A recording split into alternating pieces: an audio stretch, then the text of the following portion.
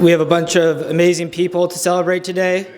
I know everyone's been looking forward to this event for 4 years and even for one for 5 years. So we have a bunch of great speakers. And to start off, we're going to have our program director, Dr. Matthew Carlisle.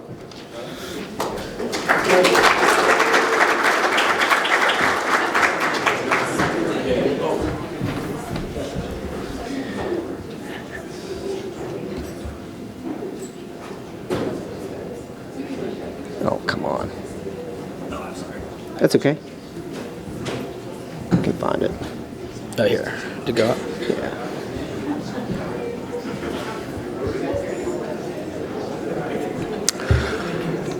Well, good evening, everyone. Great to have y'all here. I would like to welcome you to the graduation ceremony for the class of 2021. I'm Matthew Carlisle, the program director here, and I'm going to do my best to keep this brief. I'm going to say up front that for some reason or another, it's been probably about 2 years since I've been speaking in front of a group this big. So if I'm a little rusty, you got to forgive me a little bit.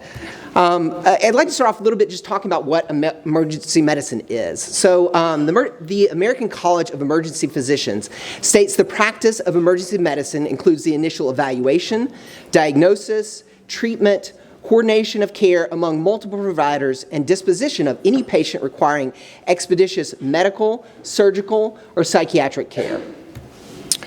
To go a little further, we are the doctors who take care of you when no one else can or will. What we do is provide care to anyone, regardless of who they are or if they can pay. We are uniquely positioned to see the health needs of our community and to hopefully act and make things better. We are the ones who live on the front lines of medicine, in the trenches. We are proud of what we can accomplish with limited or no resources. We love being able to handle whatever rolls through our doors. It's important to know the history of our program itself. And so in 1973, Dr. Albert John Lauro founded our emergency medicine residency program, establishing it as one of the first in the country. Dr. Lauro passed away a few years ago, but his contributions to this program and to emergency medicine will endure. Our program began its commitment to serving the community at Charity Hospital. In New Orleans, the sentiment was, run, walk, or crawl. If I'm sick, I'm going to go to Charity.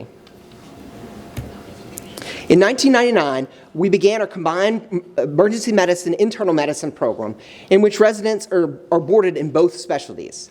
More recently, in 2014, under the leadership of Dr. Anna McFarland, we began our combined emergency medicine pediatrics residency. Following Katrina, Charity Hospital was abandoned, but our mission to serve the people of New Orleans continued. We treated patients in tents, at the convention center, at the Lord & Taylor department store, and eventually landed at LSU Interim Hospital while awaiting the completion of a state-of-the-art facility, University Medical Center. August 1st, 2015, we moved into UMC, where we continue the spirit of charity, serving our community with compassion, respect, and excellent care. So becoming an emergency medicine resident is not an easy task. In addition to the 4 or more years of college and 4 years of medical school, they have to complete the match process of application reviews and interviews. During the year they applied, we had over 900 applications and interviewed over 140 medical school students for only 12 available spaces. What is it like to be an emergency medicine physician? It means tough days with sick, critically injured patients. It means switching schedules frequently, which impacts not only our residents, but families, friends, and loved ones who have to coordinate around our crazy sleep schedules, mood swings, and oftentimes erratic behavior. Sometimes it's giving the worst news imaginable to patients and families, then turning around to take care of the next critical or not so critical patient. Sometimes it means dealing with the difficult patient interactions, violence, and even pushback from other physicians when trying to do what's best for our patients. And sometimes it means managing the expectations of others, calming patients, and sometimes consultants with unreasonable demands. So this brings us to what I have not been talking about for the last few minutes, right? This is a picture from Mardi Gras 2020 of our residents and some other faculty. Coronavirus was here, and as you can see, the masks being worn were not exactly N95s. New Orleans was hit early and hit hard, and to say that some of us in healthcare were disproportionately affected by COVID-19 is probably a bit of an understatement. We had to deal with constantly changing protocols, lack of PPE, multiple dying patients and community members, and a disease we were just learning to diagnose and treat. We lived in fear of getting the virus, or worse, transmitting it to our families or our loved ones. This group of seniors became leaders not only in the emergency department, but in the entire hospital. They stepped up to staff the overcrowded ICUs, creating new teams to care for our critical COVID patients. They staffed screening tents, picked up extra shifts when their colleagues were sick, and led the residency through this extraordinary time. These residents are clearly graduating in unprecedented times. They have acquired the wisdom, skill, maturity, and fortitude that we hope for in the best of all who come through our program. I couldn't be prouder of everything they have accomplished and excited to see what happens next. So of our 13 graduates, 3 will be entering into fellowships. 1 will take a role as an attending physician at an academic medical center. The remaining 9 will be serving the community in practice, 6 of which will actually be staying here in Louisiana. This has been a long road full of adversity, and they have persevered. But not alone. Graduates, look at those around you. These are the people that have supported, nurtured, and loved you, and they have gotten you to the place where you are. The work has just begun, but all of you have an amazing journey ahead of you. Thank you all for coming to the ceremony, both in person and via the internet. Now I will hand the mic over to our section chair, Dr. Keith Van Meter.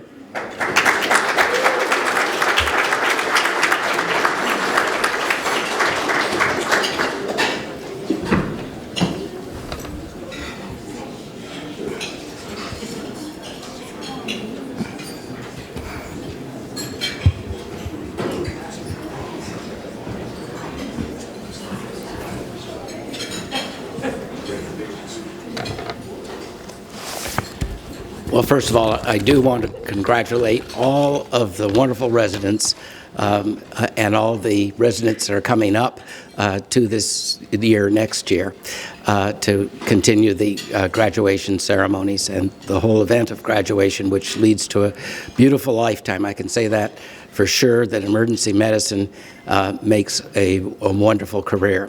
And I want to thank the faculty, too, for all of their efforts, and most of all tonight, the parents that have spawned all this productivity.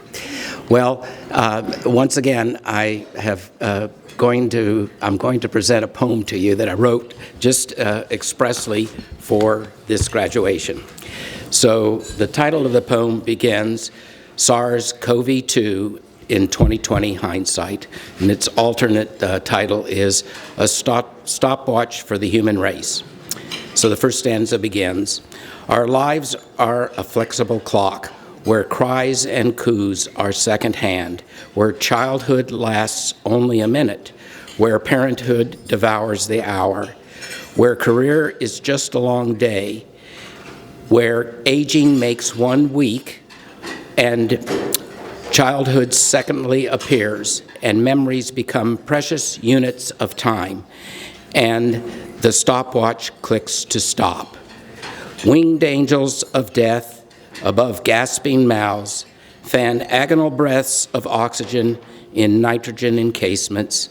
Neither epinephrine nor epinephrine again, by tight-fisted squeeze, can drip drops of energy to power return. Hope with split nails claws at life and death, at crossroads as life is a hyphen between dust to dust, which scatters out to twinkle in stark shine to push back dark as God looks on. And in this commotion, if despair is repulsed, to let virtue squirt, to water the future, so healers can sprout, to coax recovery for the injured and sick, to cause precious moments more, allowing glorious cycle of life. So a little quark in a dinosaur's eye ends up in your eye to sharpen the view of the future, ending yet in someone else's eye in outlook over the infinite glare of deathlessness. So screech to a stop, watch time end and begin again. I wanted,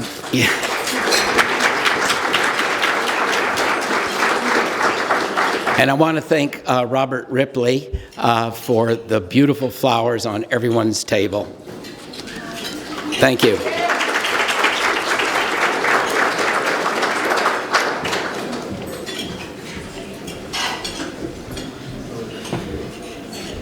Now for our Emergency Medicine Division Awards, we have Dr. Peter W., Chief Experience Officer, University Medical Center.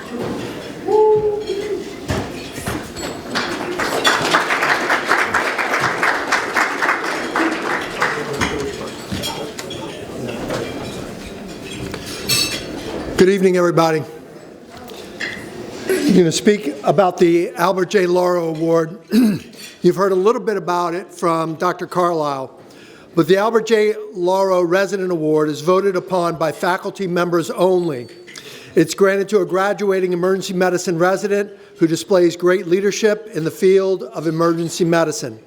Albert Lauro is one of the original pioneers of emergency medicine who joined others in Los Angeles in September of 1973 to establish our specialty of emergency medicine.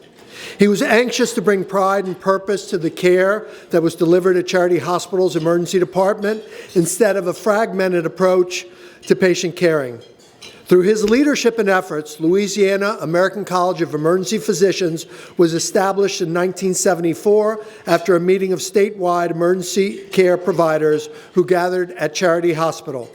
State chapters for ACEP sprang up across the country, and the momentum for our specialty gathered force and approached the AMA's House of Delegates for specialty approval of the national guidelines for emergency medicine residency training programs. 5 residents began training in emergency medicine residency at Charity Hospital July 1st, 1974. Over 45 years later, there are 4 academic training programs for emergency medicine residency within our states alone, graduating over 35 residents each year. We owe a tremendous debt of thanks to Dr. Lauro for his insight, vision, and leadership. The Charity Hospital Emergency Medicine Residency has been created by giants, none greater than Dr. Lauro. The recipient of this year's Albert J. Lauro Award for Leadership has a track record of commitment to our field of emergency medicine, organized medicine, and leadership. Please join me in recognizing Dr. Mary Catherine Keith as the Albert Lauro Award recipient.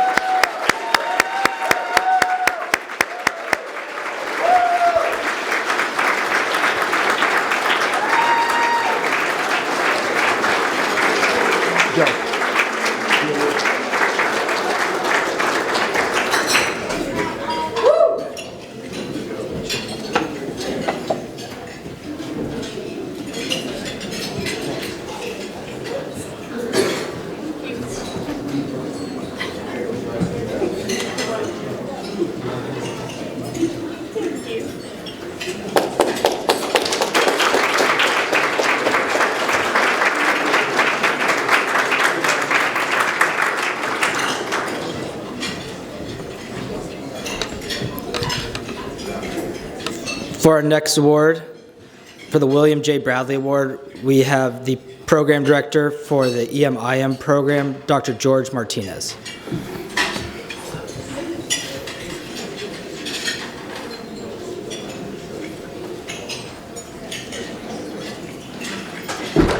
Dr. Martinez, your award's right here. I'm going to date myself a little bit here. First of all, I have to wear glasses. I used to not do that.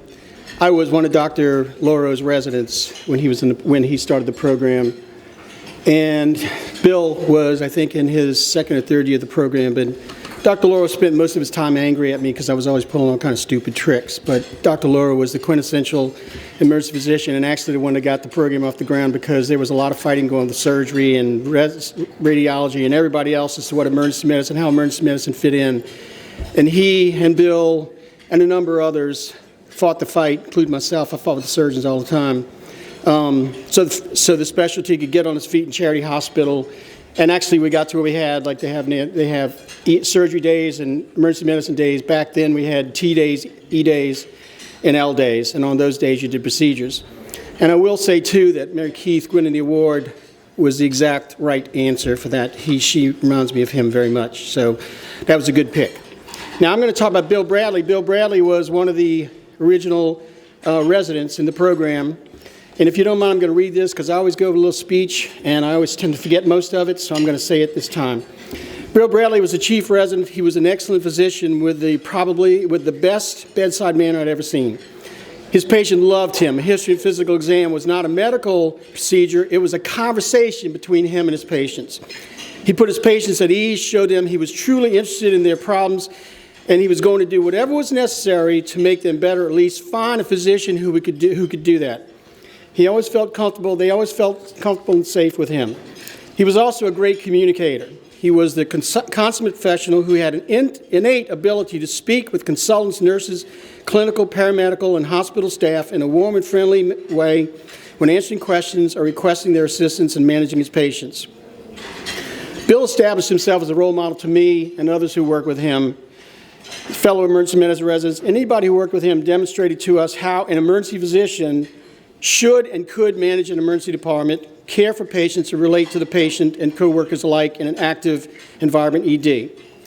Like Bill, the winner of the award tonight is well respected and appreciated by fellow residents, the faculty, the nursing staff, and patients for sound clinical skills, kindness, and compassion. While the resident may have been a laid-back leadership style, the resident gets the job done. The resident's drive and determination is highly regarded and admired by all. This resident was a 2020-2021 Chief Resident for Academic Affairs, coordinating conferences and journal clubs, which include a year-long struggle of bringing faculty, residents, and presenters together in the virtual Zoom world. After graduation, the resident will be doing a critical care fellowship with LSU. Hopefully you figured it out by now. I can affirm the winner of the Bradley Award tonight has all the attributes that Dr. William Bradley, my friend, possessed and demonstrated as an LSU emergency medicine resident. With great pleasure that I present the award to Dr. Alyssa Espinera as the recipient of the William Bradley Award.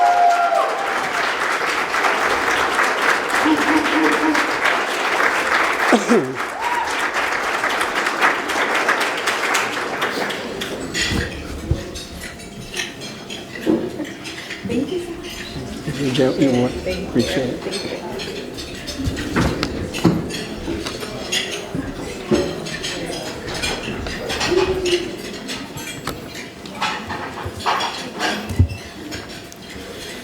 Now for our next presentation, Dr. James Aiken, Assistant Program Director, the EMIM program.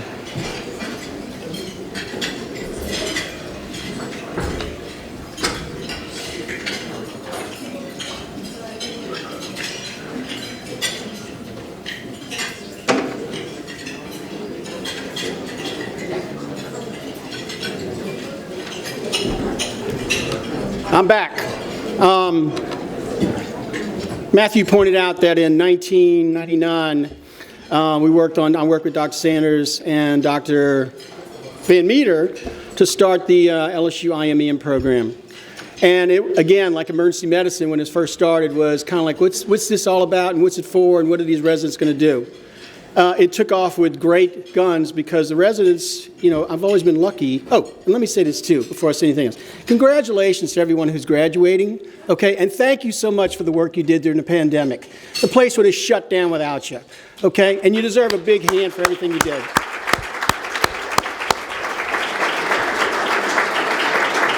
You guys kept the place running, and if it wasn't for y'all and all the other nurses and physicians and housekeepers and everyone else that did such stellar work, the place would have collapsed and this city would have been in a real big mess, okay? So you have my extreme esteemed gratitude, and you should be happy for yourselves, proud of yourselves, and you will always be able to go through the rest of your life saying, when the pandemic hit, you were on the front line. And saying thank you again. Anyway, getting back to where I was, in 1919 we started the program, and always had good residents. What made me think about it was y'all, okay? We always had good residents in the IMEM program.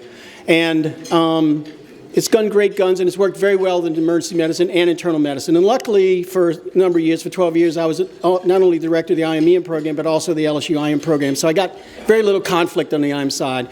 And then you had Michelle, and then Matthew came along, and it's been just a wonderful, wonderful cooperation between the two of us, okay?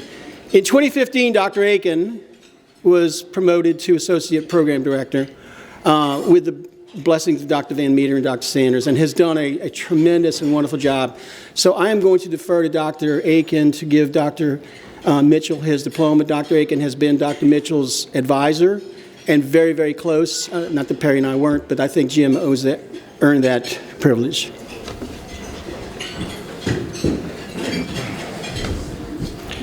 Well, good evening, everybody. My wife told me to get close to the microphone so everybody could hear. So anyhow, it's good to be back.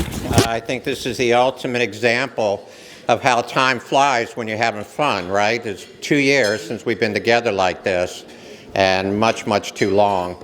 In addition to everything else that's been said about last year, I do want to also thank your class for the incredible work and effort, especially the chiefs, for the graduation ceremony that had to be done by Zoom. It was a remarkable production. Not as good as this, but it was a remarkable production. And if we could just give one clap for you guys and the chiefs and everything you did last year for the graduation to keep the momentum going. So anyhow, as I introduce Perry, I do want to say that when George and I talked about it, he said, just make it short. You talk too long. And that hurt. That really hurt me. I told Perry I was going to tell him to make it short. But it doesn't hurt enough for me to change anything I do. So here we go.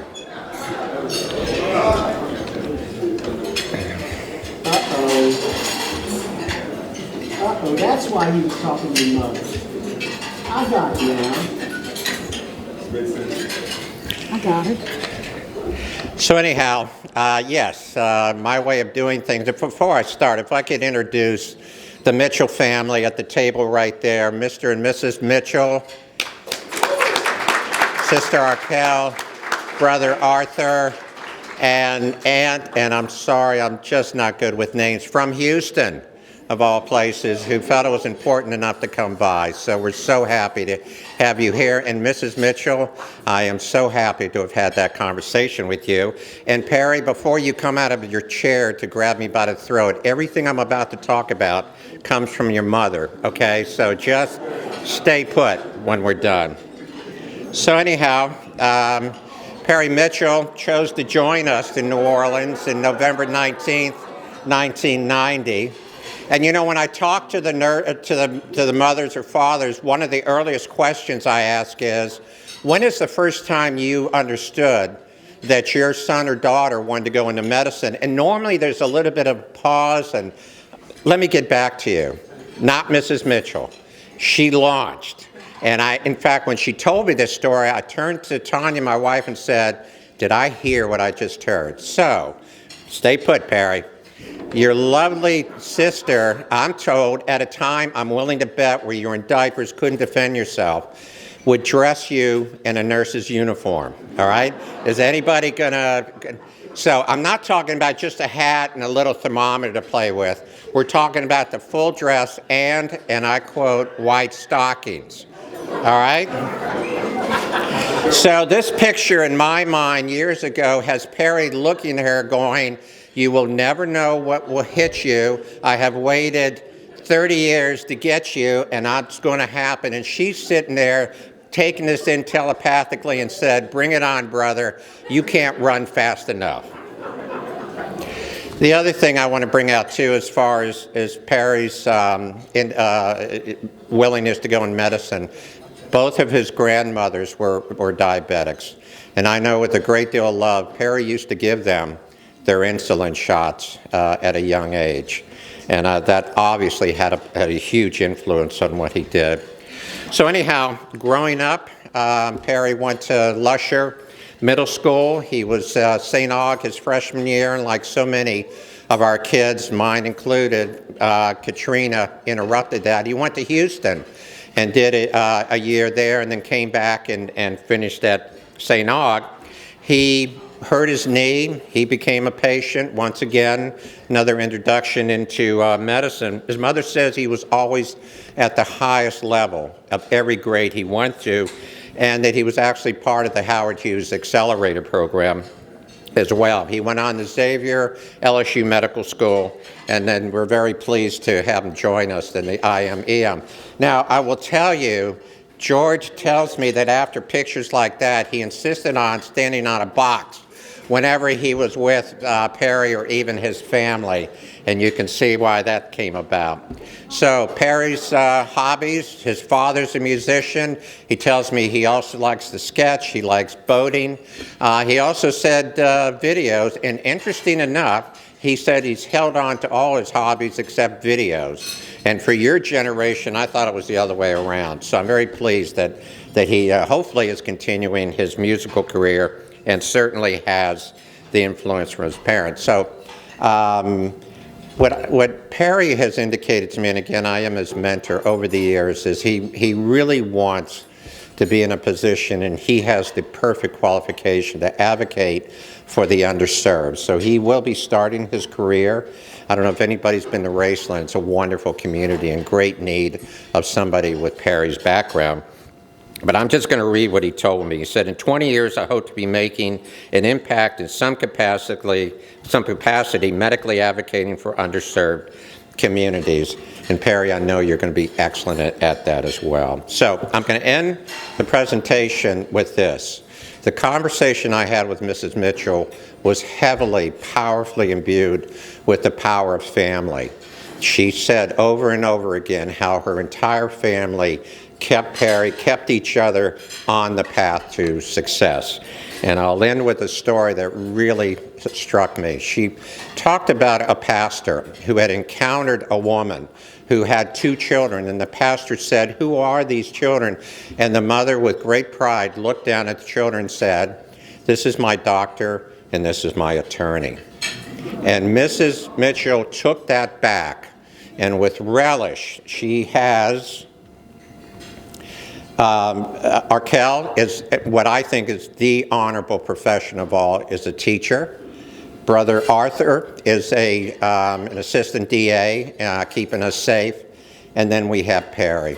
I thought that was one of the most poignant stories that I've ever gotten from a parent.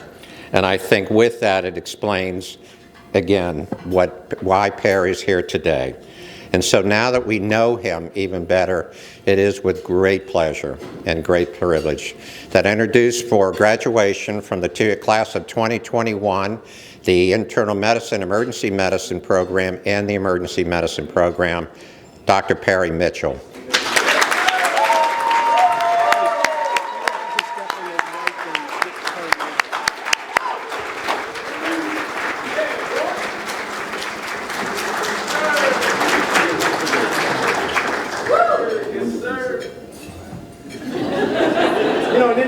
Came up when we matched him, and it was like, okay, fine.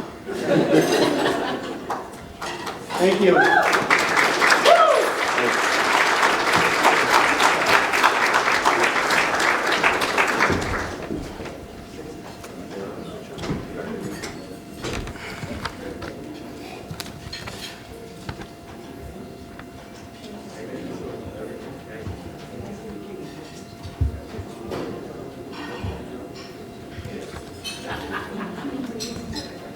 For our next presentation, we will have Undersea and Hyperbaric Medicine Fellowship graduates.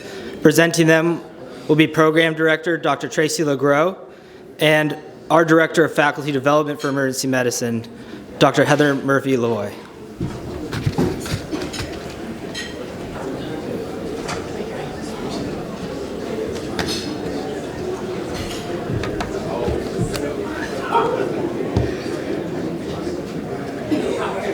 Well, it's very nice to be here. Thanks to everybody that came out. I think this is an extremely exceptional class that I'm going to miss very, very much. And I expect you to go out in the world and just do amazing things. You have so many gifts. I'm very delighted that we have been able to meet your family and that they have been able to be here with you and that we're all here together. My name is Tracy LeGros. I'm the Program Director for the Undersea and Hyperbaric Medicine Fellowship that's associated with this program. And we had 3 fellows this year. One has matriculated off cycle, so she's already graduated. And I have my last 2 fellows that are going to matriculate tonight. And what a team. These 2 fellows were just absolutely amazing, worked so well together. It's going to be Brad Landrum and, they're not going anywhere yet, Brad Landrum and Christy Ray. And you may have seen them, you may have seen them in the ER. I need to tell you this because it may be going out to their families and stuff. In 1 year, these fellows did 4 in-service exams, 26 PowerPoint presentations for grand rounds, 3 wound care seminars associated with the burn center and the trauma physicians and general surgery. They did multiple national dive conferences, completed a QI project, a PS project, 3 local posters, 4 national posters, and a plenary session that's coming up at our International Society in 2 days. They did a tremendous amount of work all in 1 year, and they found jobs, so they're employed, so that's great. So we're going to send them off tonight, and we're going to do it in the way that we usually do. They will each get a plaque, and you may have heard about the plaques. So the plaques represent how I feel when I look at them about which superhero they remind me the most of. All right? And they get a plaque related to that. And it's just my way of saying that I really enjoyed having you at our program. And we were honored to have these 2. And the first one's going to go to Brad Landrum. Now, Brad Landrum's going, come on up, Brad. Brad Landrum's going to get the LSU Undersea and Hyperbaric Medicine 2021 Fellowship Award for Most Outstanding Display of Honor and Endurance. This gentleman was my hyperbaric ninja. He was silent, and you'll never see him coming, but all of a sudden, all the work's done. It's done amazingly. And with just utmost professionalism. He was beloved by his patients. He was empathic. He was compassionate, and he reminded me that he reminded me of Beta Ray Bill. And I know Datij knows this. He's going to be a very important part of the MCU universe going forward. You may not know him now, but he was an individual from another world that came and was found so worthy that he was the first person ever to hold and take away the hammer of Thor from Thor. So that's a pretty big deal. He's honorable. He has been amazing throughout this entire fellowship. I present Brad Landrum.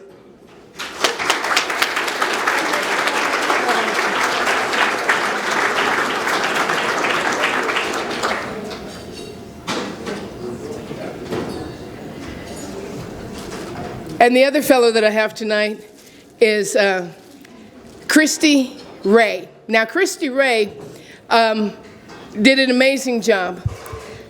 She came to, we were excited when she came. They were both diving. They both dived, so that was really great. So they were above the curve on just, we didn't have to teach them basics on diving stuff. But she also went above and beyond, and her and Brad actually looked at all 800 cases of deep, complicated, or sat dives with injury that we've treated over the last 40 years. All right, under the direction, of course, of Keith Van Meter, who did like all of them. And they compiled it into a meta-analysis that is about to be published and is going to be the largest collection and most extensive drawdown on these very complicated patients. She also came to me about halfway through her fellowship and said, you know, I haven't had enough. I mean, she's been all over the world. She's done all kinds of mission work and academic work in way too many countries for me to name. And she came to me and she says, you know, one fellowship may not be enough. I think I want to do a NASA fellowship after this. And I said, well, let's have you do that then. Let's work on that. And so she applied, and it was a stiff competition. I think there was, I want to say there were 7 other people. There were 7 other people, 7 gentlemen, and her, mano just going to it. And I don't know if this is how it ended up, but the way it started and what happened the day I found out how it went down was that there was only one funded spot for 8 people to figure out who's going to get this spot. And I knew who was going to get this spot. Christy Ray was going to get that spot. And Christy Ray did it, beat out all the competition, and they had some pretty good chops. They had stout CVs. And she got the only funded spot at NASA for their internship, their fellowship that they have started on July 1st. She's finished every project I've ever given her, plus more. She's doing a plenary at an international conference in like 2 days? In 2 days. And so obviously, the person I thought she reminded me of is that she gets the LSU Understanding Hyperbaric Medicine Most Outstanding Display of Strength and Resilience. Christy Ray, the Wolverine.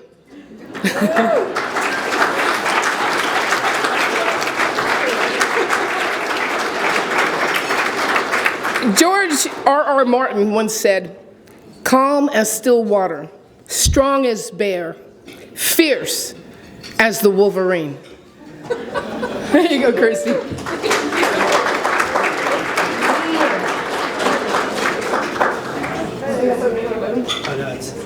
Dr. DeGrow. The camera's too back right. Oh, we have to look over here too.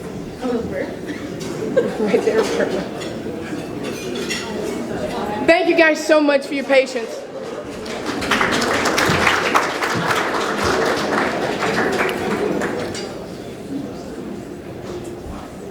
Next awards will be presented by our Division of Emergency Ultrasound. It'll be Dr. Nicole Cabin and Dr. Elizabeth Clement.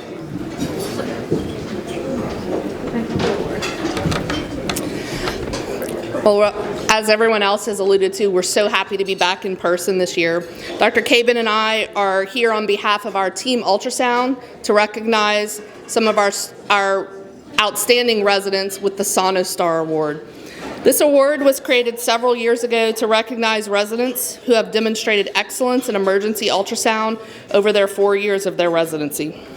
This year, we are proud and honored to recognize 2 phenomenal recipients. The first SonoStar Award is presented to Dr. Mark Sy.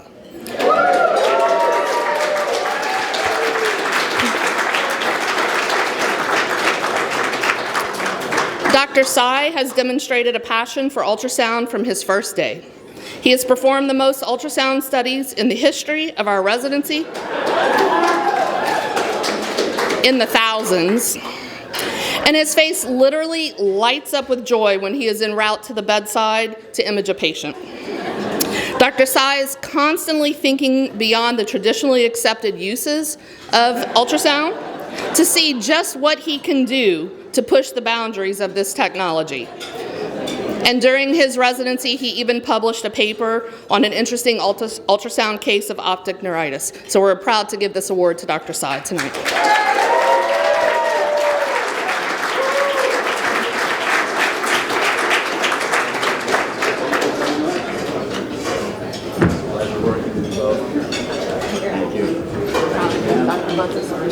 It's okay, send them out the door. Thank you.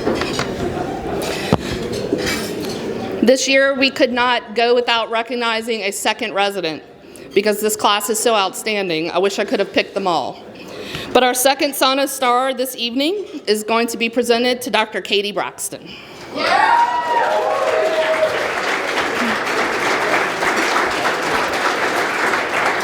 Dr. Braxton is only a few studies short of Dr. Sy in that running, but she has also demonstrated her love for use of ultrasound throughout her entire residency. She regularly utilizes ultrasound in the care of her patients at the bedside, and she has been actively involved in teaching for many years with the medical student ultrasound workshops.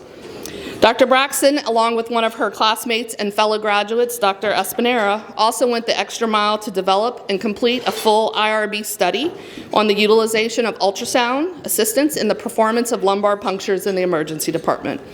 And so we'd also like to recognize Dr. Braxton.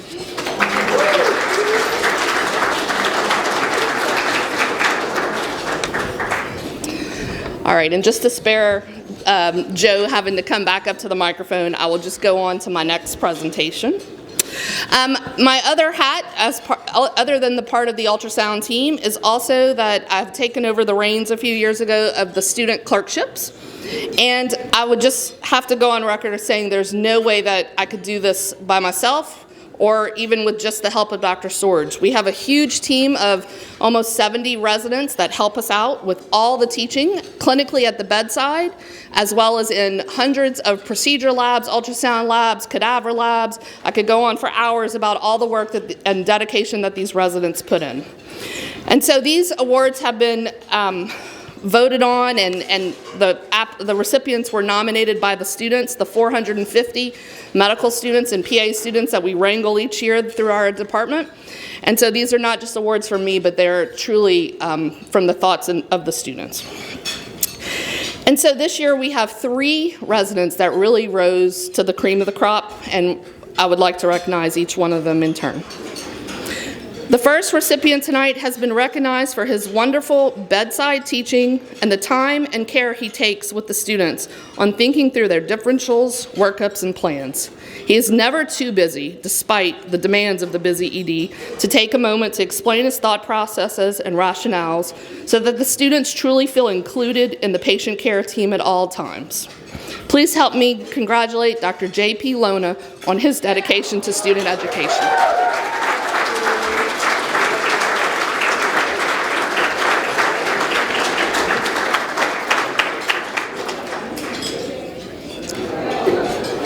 You better come up here so I don't look silly.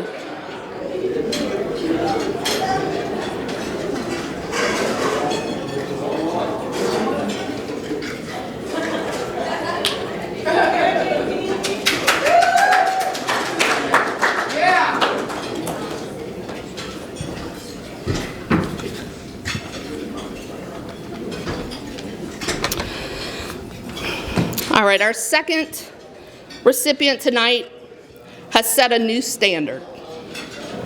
She's the first intern, I'm gonna get choked up. She's the first intern, to my knowledge, to have been singled out for this honor. The students have noted how helpful she is on shift when they are confused and overwhelmed in the fast-paced ED environment. She has also volunteered to teach in many of the SIM and procedure labs, as well as many of the newly developed advanced EM boot camp sessions that went on this year during COVID. While still early on in her clinical training, she's already making a powerful impact, and I know there's so much more to come. Please join me in congratulating Dr. Michaela Banks.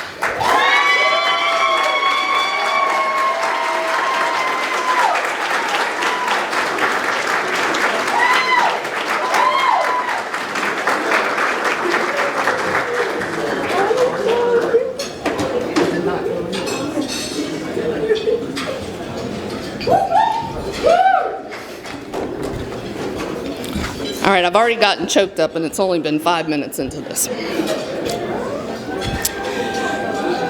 Our third recipient has taken the role of student educator to a whole nother stratosphere.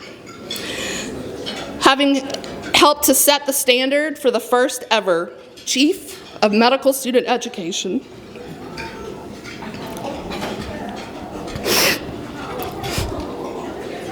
she gave selflessly to help me overhaul the entire student clerkship didactic curriculum and contributed to the development of a novel advanced EM boot camp in order to meet the needs of our EM-bound students who were restricted by the COVID pandemic regulations.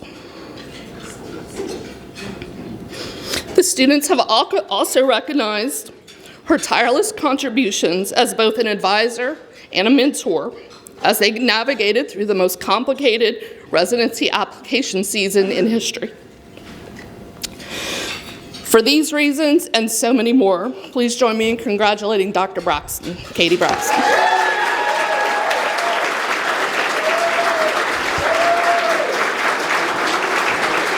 I'm sorry.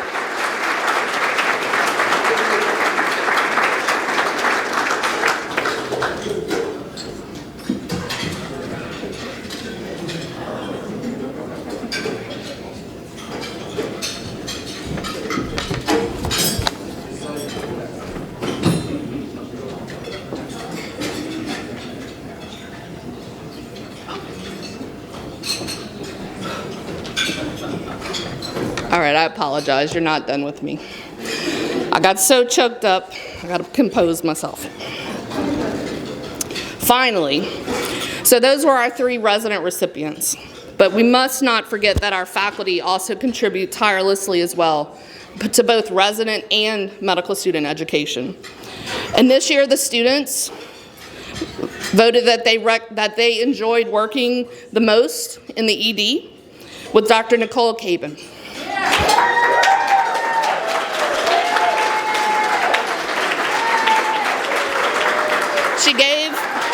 She gave of her free time to help with multiple ultrasound workshops. She helped with mock interviews during the interview season for our home students.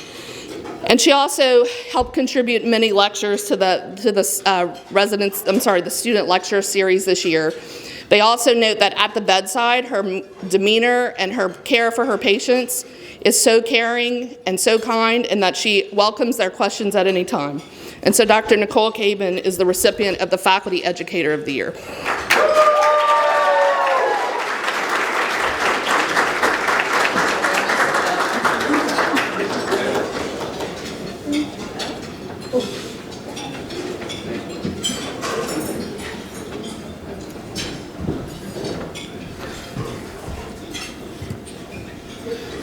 For our next award will be the Social EM Champion Award, which will be announced by our New Orleans Health Department Director, Dr. Jennifer Avegno.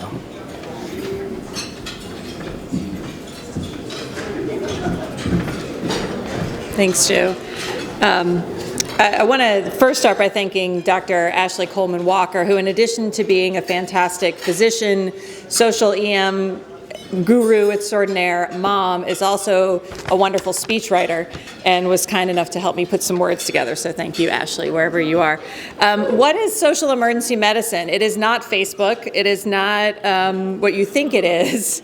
It is the understanding that in the emergency department, as Dr. Carlisle said, we are open 24 hours a day, 365 days a year, where anyone can come regardless of their situation, of their insurance status, of who they are, of why they're there, and we will care for them no matter what. And in many cases, this isn't just folks searching for with medical issues. Understanding that care is complex and that it's the social determinants of health that brings so many of our patients to us.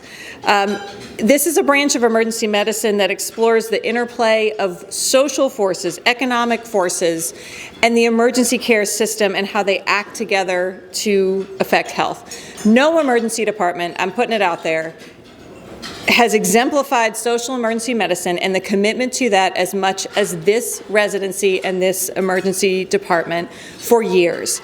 Charity Hospital was founded in 1736 with a single mission: to care for everyone who came in through its doors. This is almost 300 years ago, before any kind of healthcare as we know it today existed. And although the buildings have changed, our residency mission has not.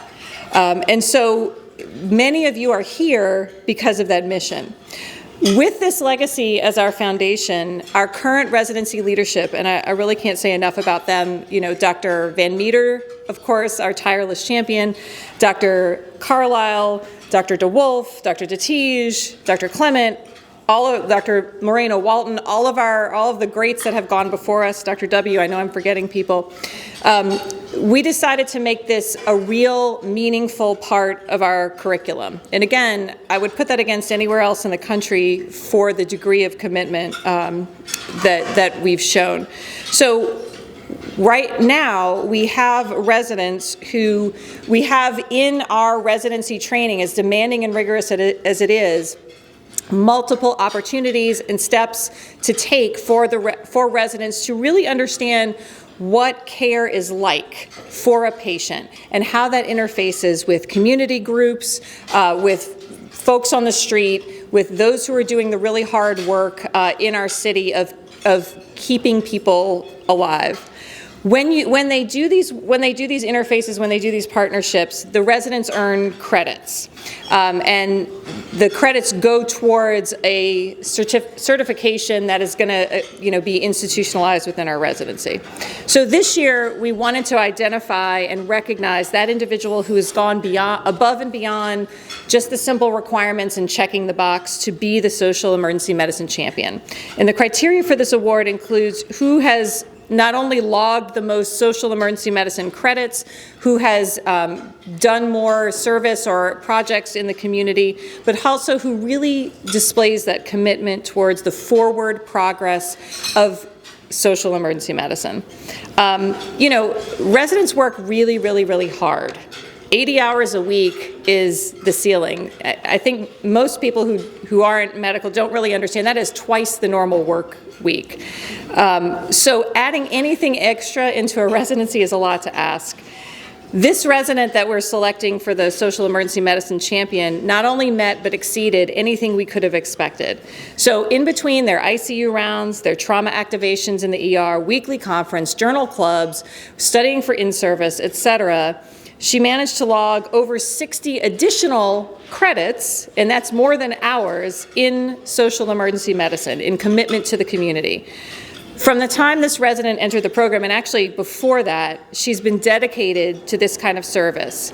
She began her involvement with the residency program as a student, sacrificing her summer, which are precious in medical school, to assist in HIV/AIDS research. As an intern, she hit the ground running, engaging with many of the program's community partners, becoming a reliable presence and a liaison for us and a representative for us in the greater New Orleans community. She has worked diligently on a wide variety of community projects and events, including Cure Violence Initiatives, our violence prevention program, voter registration in the emergency department during a crucial year for campaigns, vetting all of our community partners to make sure their resources were appropriate, and helping to restructure our street medicine, which provides direct outreach to our homeless. She's educated fellow residents and medical students. She's given lectures. She's been a mentor. She is active in our national organizations. We can't say enough about her. We're so lucky to have her. Jordan Vaughn, please receive your award.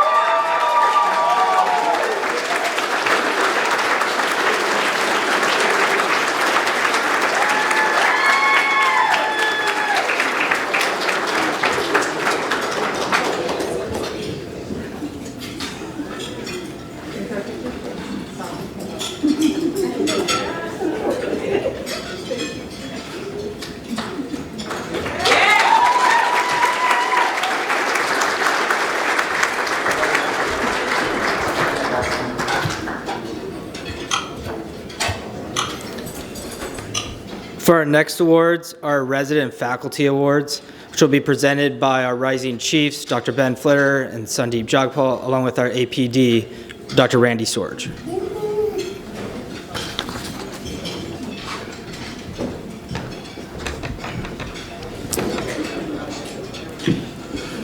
Good evening.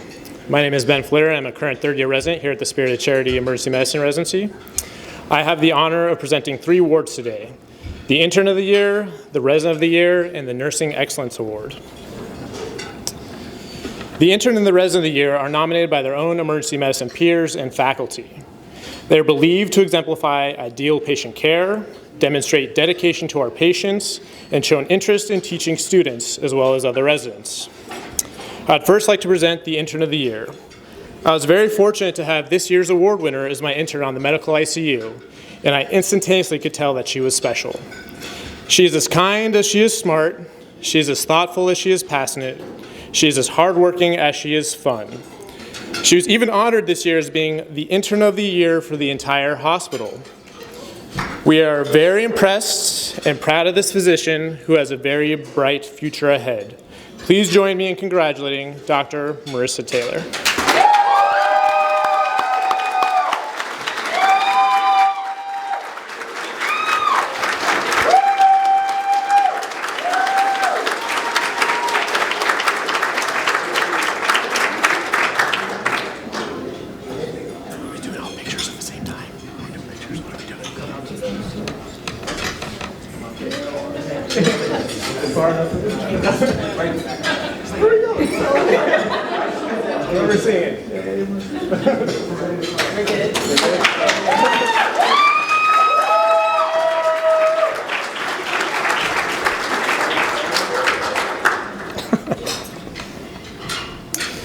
Next, I would like to present the Resident of the Year.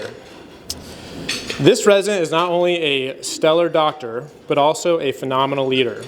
She was one of our guiding stars over the past year during this pandemic. I would like to quote the poet Carl Sandburg in his speech about Abraham Lincoln on his 150th birthday, as I feel like he could have been writing about this resident.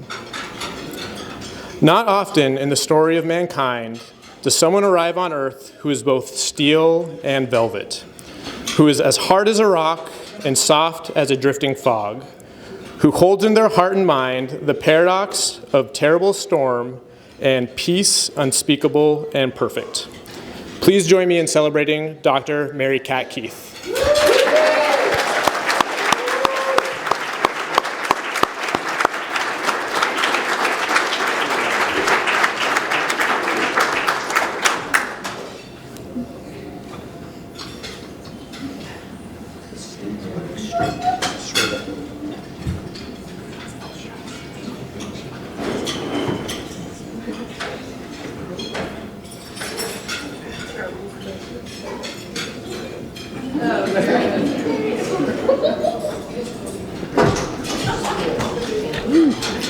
All right.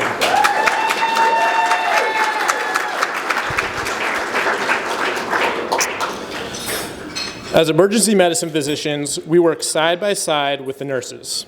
Without them, we would not be able to get through a workday. We are lucky to have an amazing team of nurses in our emergency department, and there's no way to thank them enough for all that they do. Each year, we recognize a nurse who demonstrates exceptional patient care and work ethic. This year's award winner has in particular displayed an unmatched skill set that makes working with her an absolute pleasure.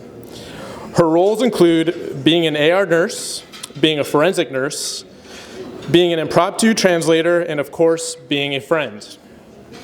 She has been described as calm under pressure, goes out of her way to help others, provides exceptional care, and overall is just a wonderful human being. Please join me in congratulating this year's winner, Jessica Sherrick.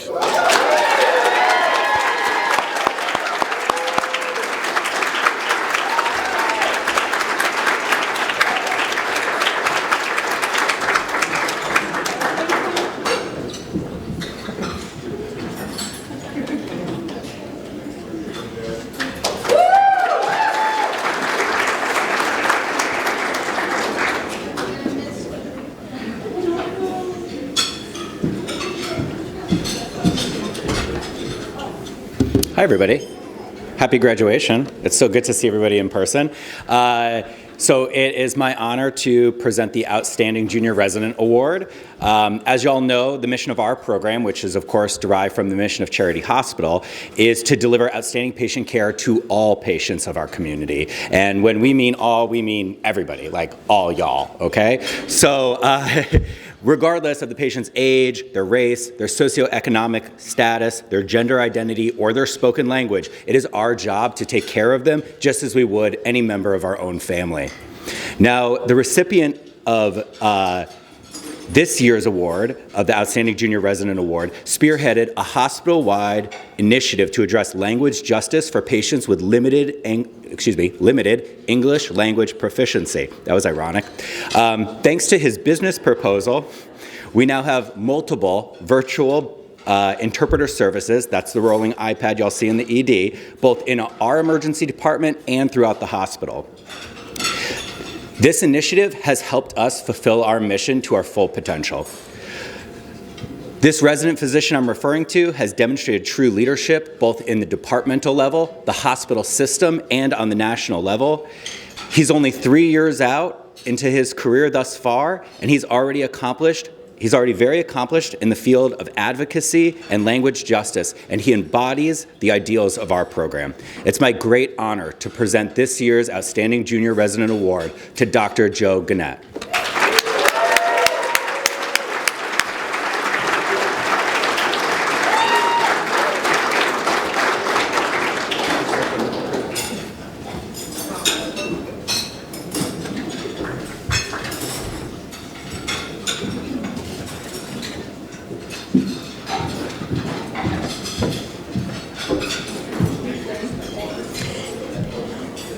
So tonight I have the privilege of presenting the Faculty Awards. And we'll start off with our Off-Service Clinical Faculty of the Year Award. We spend several months each year working at hospitals in our community other than University Medical Center. These off-site locations and the physicians who work there provide a wealth of experiences and learning opportunities. They take us on as their mentees, allow us to slow down their clinical workflow, and do it all with a supportive smile, with the hope that we'll be becoming better clinicians in the future. Each year, we award one off-site Clinical Faculty of the Year award to someone who's demonstrated exceptional work as both a mentor and an educator. This year, the award goes to a faculty member who's always come to work with a positive attitude, looks out for residents, and actively encourages us to learn from the sickest of patients. He's someone willing to teach at a moment's notice and helps us develop our confidence as providers. We're grateful for the time that he's devoted to our education when we rotate at Ochsner-Slidell Emergency Department. Though he's unable to attend today, please join me in congratulating Dr. Robert Mercadal as Off-Service Clinical Faculty of the Year.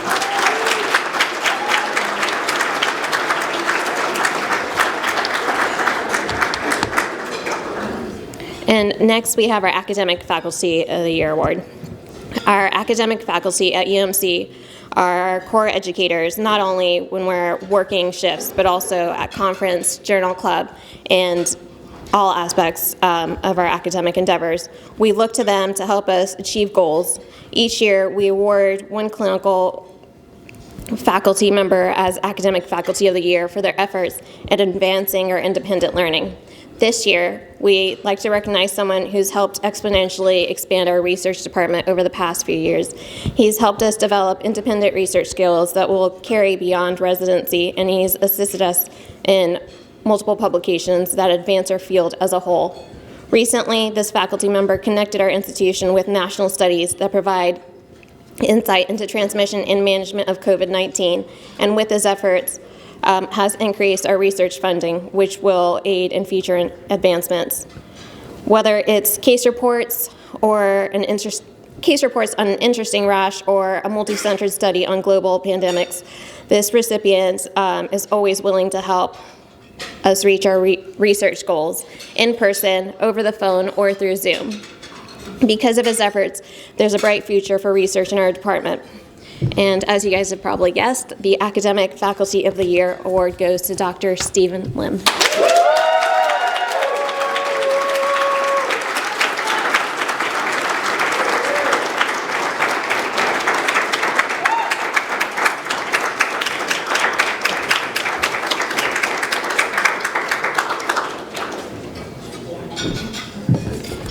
And last but not least, I have the honor of presenting the winner of the Jeffrey St. Clair Memorial Award for Clinical Faculty of the Year. At UMC, we're lucky to be surrounded by many wonderful clinical faculty members each year. And unfortunately, we only have the opportunity to name one recipient.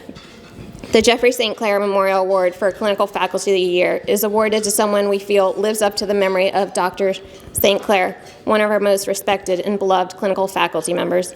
This year's award goes to someone who's constantly looked up to for his wealth of knowledge on any medical topic, from difficult airways to any strange encephalopathy or toxidrome.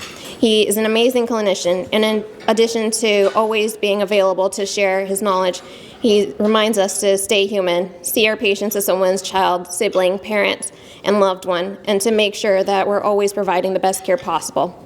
In this field, it's pretty easy to become burnt out, feel exhausted by our lack of familiarity with some strange new disease, or become overwhelmed by the challenges of a difficult patient encounter.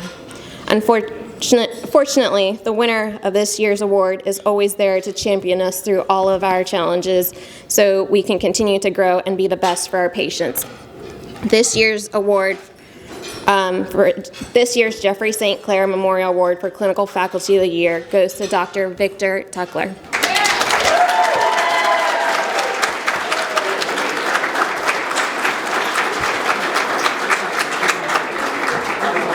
And I think he's joining us through Zoom.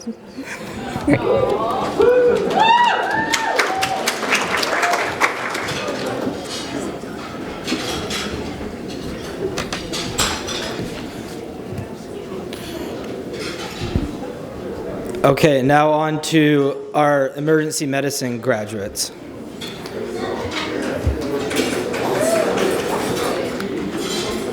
First up is Dr. Braxton, who will be presented by Dr. Clement.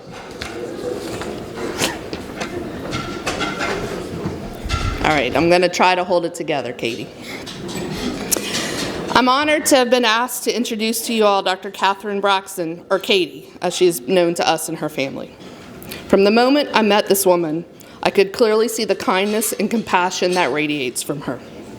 When she walks in a room, everyone else's spirits are lifted by her smile and her cheerful presence.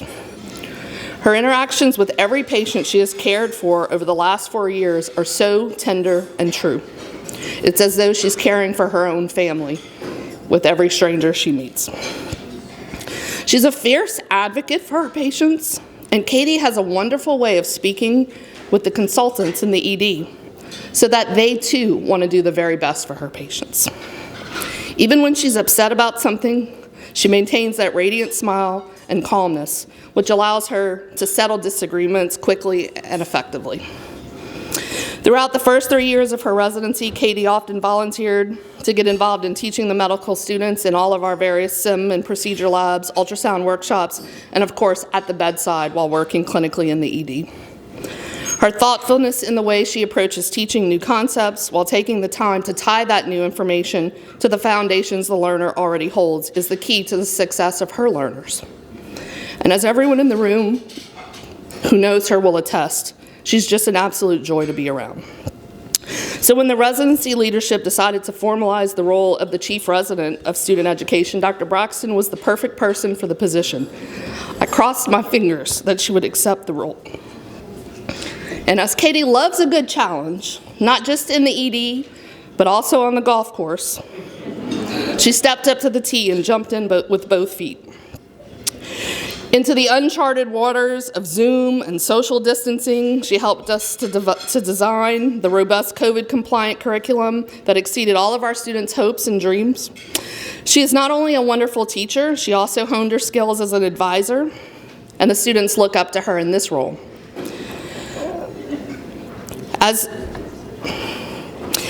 And through it all, in this challenging and ever-changing year, she has now discovered that she wants to pursue a career in medical education, and I'm so proud that she's going down that path. As Dr. Braxton steps out for the next steps in her career, she will be joining the team at Prisma Health in Greenville, South Carolina, and I'm proud that she will represent our LSU family. She will continue to care for patients who will be touched by her hands and her heart. And even more importantly, she will have the opportunity to continue to shape the lives of learners, both residents and medical students, all throughout South Carolina. And so, Dr. Braxton, we salute you and we wish you the best.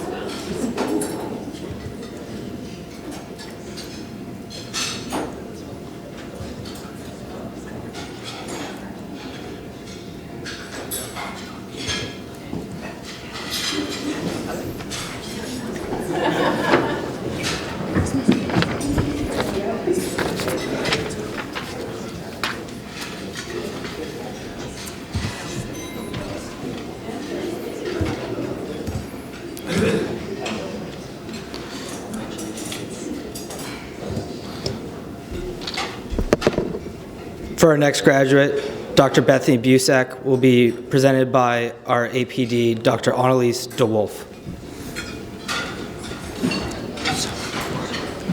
You want to start your speech, just click spacebar. It's all timed out for you.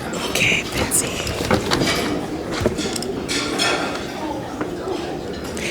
Dr. Bethany Busak is one of the most refreshing residents I've had the joy to work with during my time here. Otherwise known as Sparky by her family, she's never taken herself too seriously. Perhaps it's the dynamics of having 4 siblings, or an inherent lack of the self-consciousness that often cripples the rest of us. Or maybe it's frank bravery. She's always loved fun, games, and pranks, which makes her really fun to work with. As recalled by her sister Nina, she's hammed up ridiculous outfits on more than one occasion, either to make the best of an unfortunate clothing circumstance or to tease her sister. This ability to rise above self-consciousness has made her extremely open to feedback and willing to engage in thoughtful self-reflection. She is so honest. With Bethany, you don't need to worry where you stand because she'll tell you. Usually there's not a lot of gray area because who has time for that? Her moral compass is strong and she's unafraid to speak her mind. Even as a child, she was willing to work hard. She was pounding on the piano keys when practicing math or knocking down gutters and lights while practicing volleyball serves as a kid. As an adult, she's put the time in to excel in medicine. She's chosen to replace many a light rotation with challenging ones so she can get the most out of her clinical training. She will work hard, that is, as long as she doesn't have to sit still too long or do too much academic writing, because that's the worst kind of torture, apparently. Authorship in the prestigious journal Chest notwithstanding. But Bethany is driven by a sense of purpose, whether it's to care for our vulnerable patients here in New Orleans or in far-off lands. She's willing to put in the effort into better understanding the circumstances people come from in order to better serve them. She works well with others who share that same sense of purpose. She's practical, but she's generous. She volunteered throughout her residency, maximizing what little time she had. When the pandemic was at its worst, she took on extra ICU time, taking care of people in their most scared and vulnerable times. As multiple people have noted, Bethany places patients, friends, family, and her husband Chris above herself. Bethany is unafraid. She asks questions others shy away from asking. She sticks up for others. She leads by example, working hard, being personally accountable, and exuding positivity throughout. Bethany, it's been a pleasure working with you these years, watching you become the accomplished, mature physician that you are, ready to take on critical care as your next adventure. This one will be a challenge in a catalog of amazing adventures, but you and Chris have this. You're totally up for it. Washington, D.C., Georgetown, you better look out. You'll push boundaries, you'll ask questions, you'll speak your mind, and they will be better for it. Congratulations.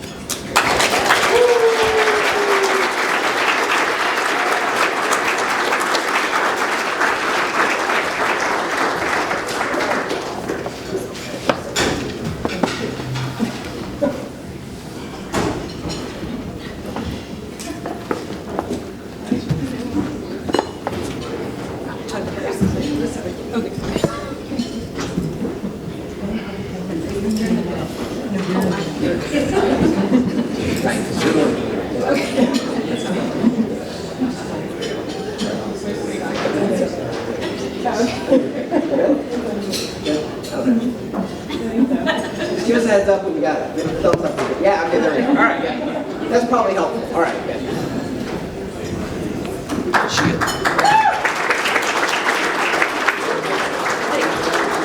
Well, that's what I was going to say. Our next graduate is Dr. Christopher Cartmill, who will be presented by our Chief Medical Informatics Officer, Dr. Scott Mackey, who has recorded a video because he cannot be here today.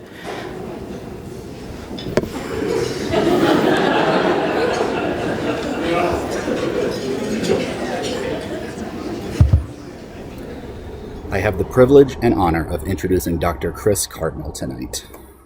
Chris is the first person in his family to become a physician. His grandparents had no formal secondary education, working very hard to make ends meet and provide for their families in rural Illinois and Kentucky. They paved the way for Chris's parents, who were the first in their family to attend college and obtain college degrees.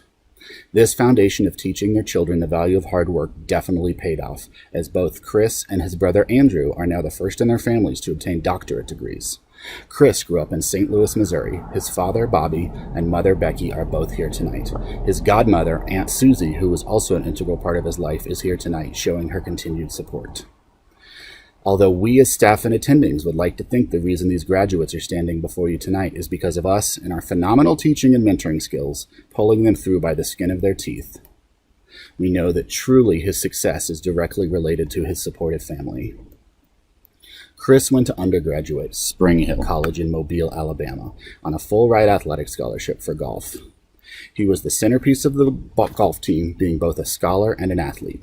I think he likely brought up the collective GPA of the golf team by an entire point.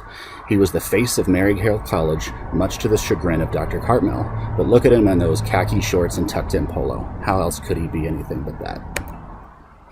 In college, he met his now wife, Mary Margaret, who was from Daphne, just outside of Mobile. He did the smartest thing one can do, which is to marry up. Mary Margaret has shown her commitment to helping him achieve his dreams by moving with him and supporting him through completing medical school at LSU and now his residency here in New Orleans. Chris is an amazing emergency medicine physician. In the hospital, he was always calm and collected during critical situations. The only time I've seen him get stressed out is when people check in for non-emergent conditions, such as their knee pain of 3 years that suddenly just couldn't wait anymore and they had to see Chris at 2 a.m. on a Sunday night. What is interesting is at home he is apparently the opposite. All of his type A-ness and stress come out there. This seems to be a very effective coping mechanism as it allows him to take better care of his patients when working in environments such as the ER, where there is almost no organization or ability to plan a shift out. In all honesty, I've probably spent more time fishing with Chris than working directly together in the emergency room. I'm just thankful he is a better doctor than a fisherman. I don't think I've ever seen him miss an intubation, but he couldn't catch a fish if his life depended on it. Chris will be moving back to Mobile to work in an emergency department there, so he and Mary Margaret can be closer to family again. They will be lucky to have him in Mobile. I am proud to have the privilege of being his mentor and happy to introduce him now as a colleague and a friend. Congratulations, Dr. Chris Cartmell.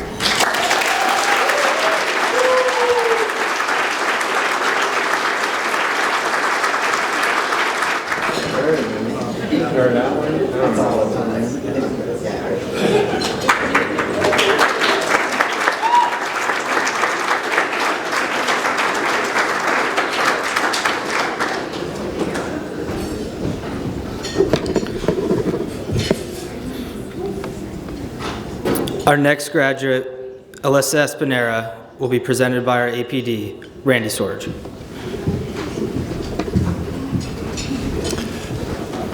Hello again. So I have the distinct pleasure, speak smaller? Space bar. Hit the space bar, got it. Thank you. Hopefully that will be the only mess up I got. All right. So I have the distinct pleasure of presenting Dr. Alyssa Espinera. Alyssa and I have worked very closely over the last year. As you all know, she served as our academic chief resident. And so making the conference curriculum, she and I were colleagues. I'll say that, since our very first meeting when we sat down to kind of make plans for the year, we made a whole list of priorities, and right at the top of her list of priorities was that she wanted to accomplish, that she wanted to expand and enrich the clinical the clinical educational content for our residents in their conference curriculum. I'll say that even though this year was extraordinarily challenging, I'm very happy to say that I do think that we did accomplish that goal, but it was only through her leadership, her drive, and her dedication. Now, it's not to say that there weren't several challenges this year. As you might imagine, migrating all of our educational content from in-person to a virtual platform, there were some bumps along the way. In addition to creating new material, we had the additional responsibility of educating some of our less tech-savvy faculty on how to navigate the wonderful world of Zoom. That's sarcasm. Zoom is not wonderful. In addition to navigating all of these logistics, Alyssa also spearheaded a brand new critical care lecture series. This brought us high-yield clinical topics in the realm of respiratory failure, intubation techniques, advanced lung imaging, and PE, all topics that were extremely important for us this year. The lectures came from several of our own ED critical care trained faculty and several of our colleagues up in the MICU. This information was very important. Early on in the pandemic, things were changing literally on a day-to-day basis, and to stay up to date with the new procedures, the new protocols, the new therapies was near impossible. Without Alyssa, we would have been behind the 8 ball.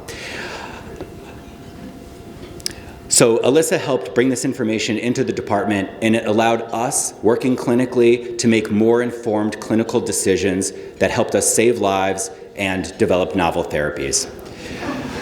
I'll tell you that, in my eyes, Alyssa embodies one of the most important tenets of medicine, to become a lifelong learner. She learned how to be a leader in the department during a time of crisis, and she learned the value of making decisions that are based in good scientific evidence. That cannot be understated now when evidence and science are somehow been put on the same platform as opinion. It's no wonder that Alyssa will be, of course, pursuing a fellowship in critical care, where she will no doubt continue to be a fantastic educator and mentor to both medical students and residents. We are very lucky to have Alyssa stay within our own institution next year, and I have every confidence that she's going to continue to provide excellent patient-centered care, and I know that she's going to admit all of my patients from the ED immediately. I mean, maybe not your patients immediately, but probably mine. But, if she gives you any pushback, you know how to find her. She's on Amazon. I will text out her cell phone. And when in doubt, you can always consult Waffles. Congratulations, Alyssa, and come up here so we can give you your plaque.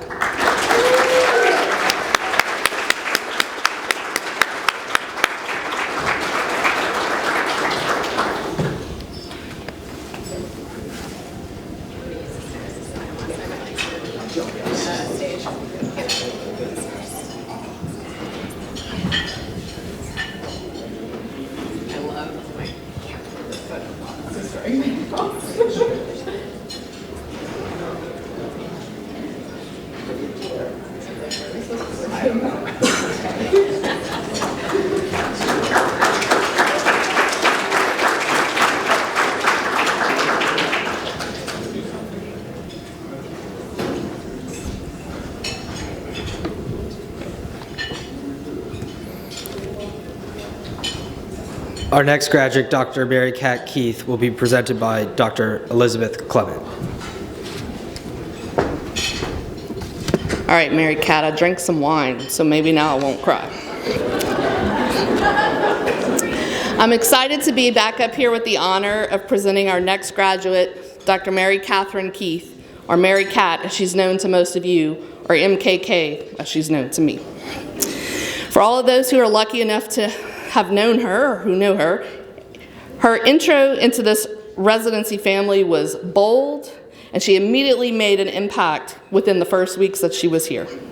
Even Dr. Tuckler, who is traditionally quite harsh on the interns, noted early on that she was a true standout amongst a very strong intern class.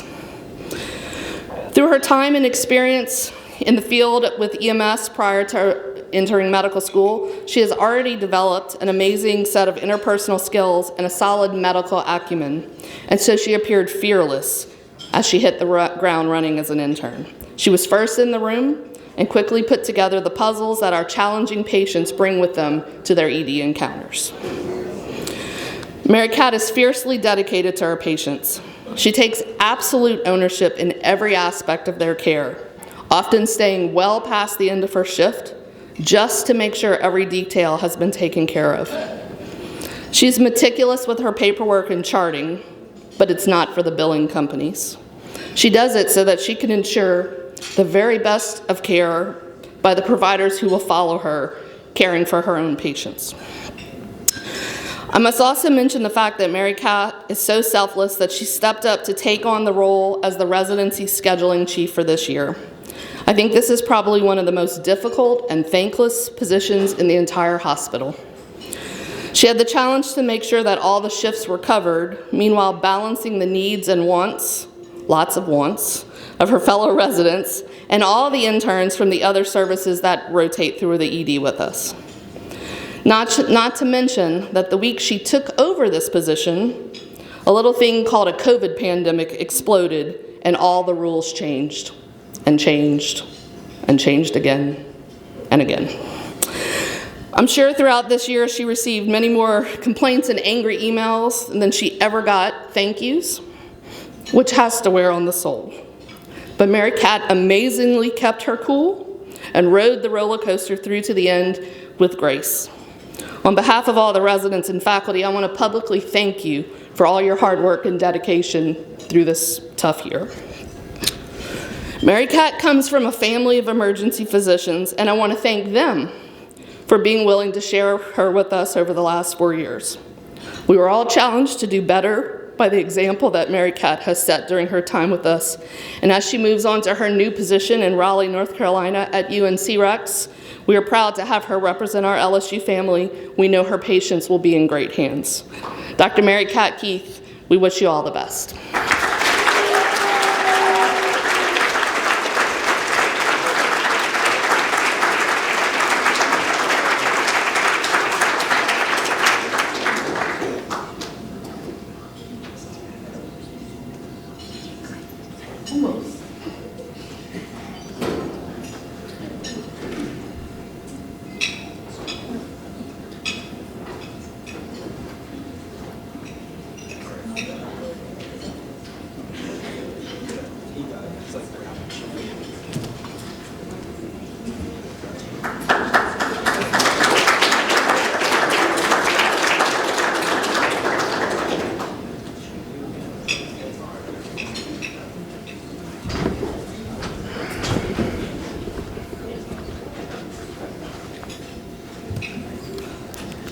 Presenting Dr. Peter Martin will be Dr. Jeff Elder, Medical Director of Emergency Management at UMC. So just the space bar will start your presentation. Got it. Good evening. My name is Jeff Elder, and I've been privileged to serve as Peter's faculty advisor over the past 4 years. Not surprisingly, Peter has been one of the easiest residents that I've had the pleasure of advising over my time here, and somebody really looked out for me when they assigned all the faculty advisors for the class of 2021. More importantly, and I know that Peter's family is in agreement with this one, all of us in the UMC Emergency Department have been able to work with his award-winning wife, Jessica, as a nurse at UMC, and that alone was worth having him in our program. So Dr. Martin and his wonderful wife came to New Orleans by way of Indiana. They were ready to party their way around Southeast Louisiana for a few years while Peter completed his residency. And from what I've heard about the roast the other night, he didn't disappoint. Throughout his 4 years of residency, dare I say that Peter has been a model EM resident. He came to LSU to learn how to be an emergency physician that can handle anyone with any problem that comes through the ED doors at any time. I'm proud to say that Peter has achieved this goal. Even with all that he's accomplished while here at LSU, I've been most proud of Peter when things weren't easy. Working in the ICUs, transitioning to a pediatric ICU, having months on end with difficult work schedules, all while doing it with a smile on his face. He endured through the long hours, learned all through the way, and leaned on his wife, families, and friends to make it through. In addition to working clinically with Peter in our ED, I've been on the receiving end of a few phone calls while he's been moonlighting at one of our small rural EDs in Louisiana. And it's always encouraging to get a call from one of our residents out there on their own, asking for how to handle a strange situation with a patient, knowing that they've already answered their own question. At this point in a young EM physician's career, this is what you want to hear. This is when we know that we've done our job as faculty and our graduates, at least occasionally, listen to what we had to say. Luckily for his family, Peter and Jessica will be returning to their hometown with the opportunity to work in a community hospital not far from his new home. For me as a faculty member, this is why I continue to work with a residency program, being able to watch our residents go into the world to care for our patients, our friends, our family, and sometimes us. Peter will leave New Orleans and will be able to serve his community as a highly educated and well-trained emergency physician because of his hard work here in New Orleans. And so this evening, I'm proud to introduce Dr. Peter Martin.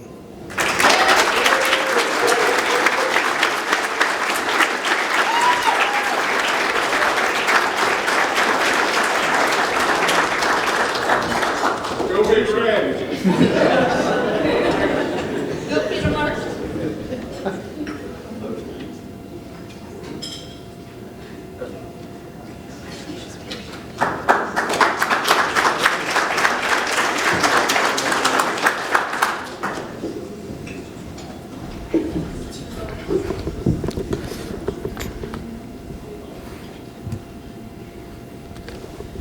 Presenting our next graduate, Dr. Justin Ocons, will be our APD, Dr. Pierre Detige.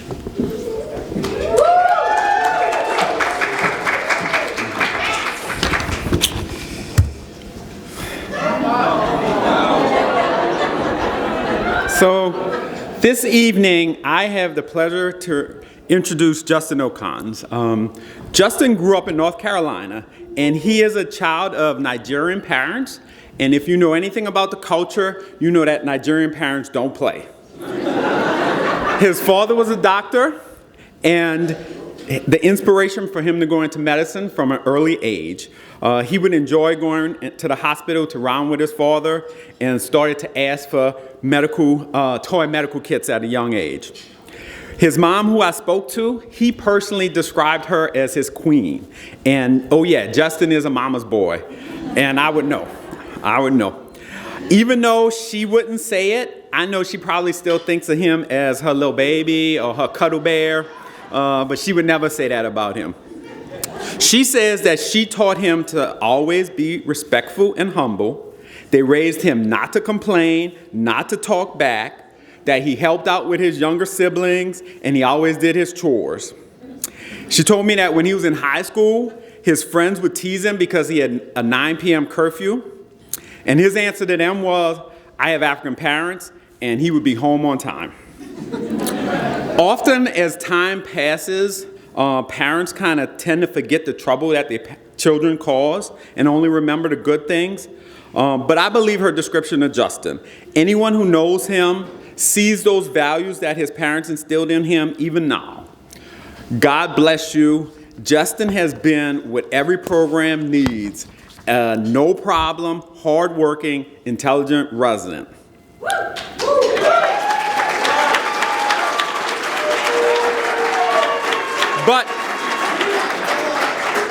But more than that, I remember when Justin first came to us as a medical student, I was extremely interested because he came from Philadelphia, where I trained. He went to the same medical school I attended. And so I was like, let me find out what he's about. I met him, I worked with him, and I'm not sure if he said much through that whole shift. I literally was like, oh my God, he is so quiet. But it worked for him. Students are like that. Each student has a different rhythm, and some are very upbeat and fast-paced, and some are more mellow. And it really takes a special person to show their knowledge and their skill, kind of despite being laid back. And I'll tell you, when I was younger, I used to have a favorite radio station that played all the best R&B and hip-hop, and I would jam. My parents would let me jam in the car on the way to and from school. But in the evening, the station would change, and the Quiet Storm would come on. And that would play kind of the smooth jams. And the DJ would have this deep voice, and he would talk just a little bit slower than everybody else. And so, I learned that upbeat can be fun, but it also can wear you out sometimes, and that's just like some residents. But mellow But mellow works in all kinds of situations. So, whether you're relaxing with friends, whether you're having romantic times with a partner, whether you're winding down for an evening, mellow works. And Justin is just like that. He's the quiet storm. The ED is full of stress and high-strung people, but when you work with Justin, his chill vibe lets you know that the shift is going to run smooth, just like him. His patients feel at ease, and you can see it. The nurses seem a little more relaxed and happier. The whole department just flows. Justin is taking his vibe to Terrebonne General Hospital, which is nearby, and I know that Dr. Quiet Storm will set that mellow tone. He'll get the job done, and everyone there will be just a little more cool because of him. When I spoke to his mom did tell me that the one time he did lose his composure and cry was over losing a basketball game. And just between me and you, Ms. Icons, I've seen that too.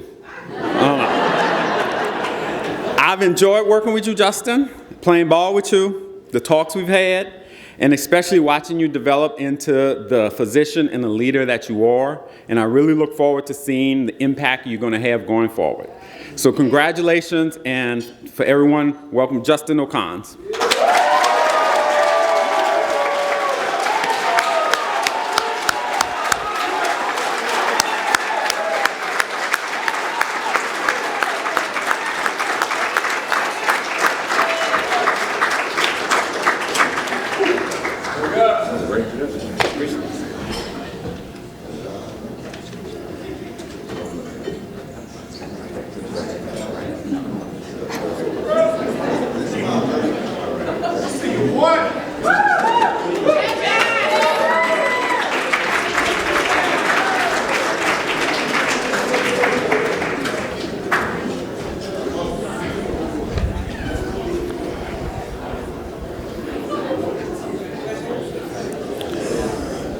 Our next graduate is Dr. Harold Plauché, who will be presented by our Director of Research, Dr. Stephen Lim.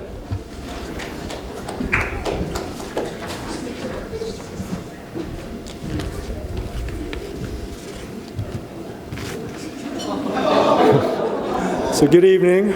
My name is Stephen Lim, and I have had the privilege of being Dr. Plauché's faculty mentor. Actually, where is Martin? All right. Martin, for those who know him, or Harold, for those who don't, or Smarty Marty, for those who really do know him, is a New Orleanian through and through. And one cannot talk about a son of New Orleans without mentioning the schools that he went to. St. Catherine's, which my wife went to, Christian Brothers, which my son goes to. His wife's name is Katie, which is the same name as my wife, which is the coincidence are really kind of weird here at this point, and Jesuit. But he wasn't just a Jesuit grad. No, Smarty Marty was the valedictorian. Right? Never mind that Martin went on to UVA for biomedical engineering, came home to LSU for medicine, and is here now as one of our graduating chiefs. Martin peaked in high school. Over these past 4 years, he's become an accomplished, capable physician who's well respected by his peers and the faculty. He's patient and has an unflappable, calm demeanor, except when it comes to the volume of his newborn baby daughter's bowel movements, which apparently shock him to no end. Martin's best work days happen when he's able to affect real change in his patient's health. I think that comes as no surprise to any of us. He deeply cares about his patients and is devoted to helping others. I know that the patients at Terrebonne General and East Jefferson General will be fortunate to have him take care of them. Martin's family would also like to say a few words on his behalf. They've put together a brief video that we'll show you here. And I want to thank his wife, Katie, and Sister Claire for coordinating. Congratulations, Martin.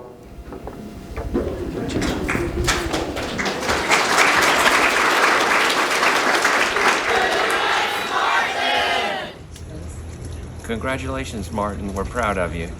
Yeah, Martin, I can remember the first time you told us that you were thinking about becoming a doctor and how exciting that was. Congratulations, Martin, on your graduation. We're very proud of all your accomplishments and wish you nothing but good luck in the future. Love you. Congrats, Martin. We're so happy for you. Cheers to you.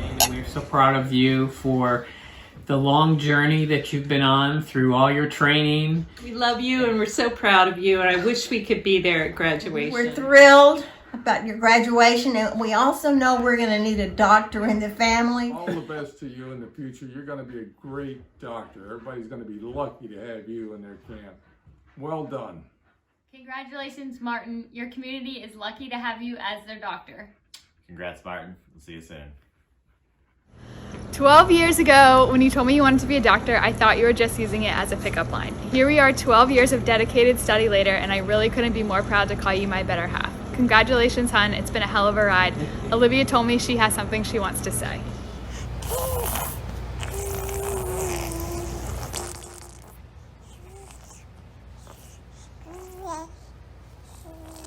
Martin, I have a pain right here. Right here. What does that mean? Rolling. Wait. I got stage fright. I'm sorry. Who's Martin? What are we doing? What are we doing here?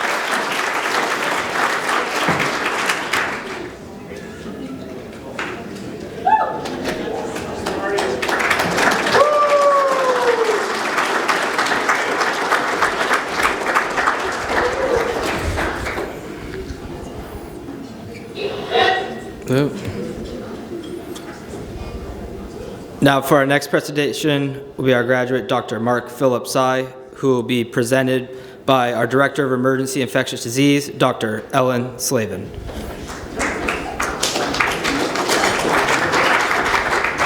Press the space bar and I'll start all the slides, the pictures of it. Okay, we can start it. Okay.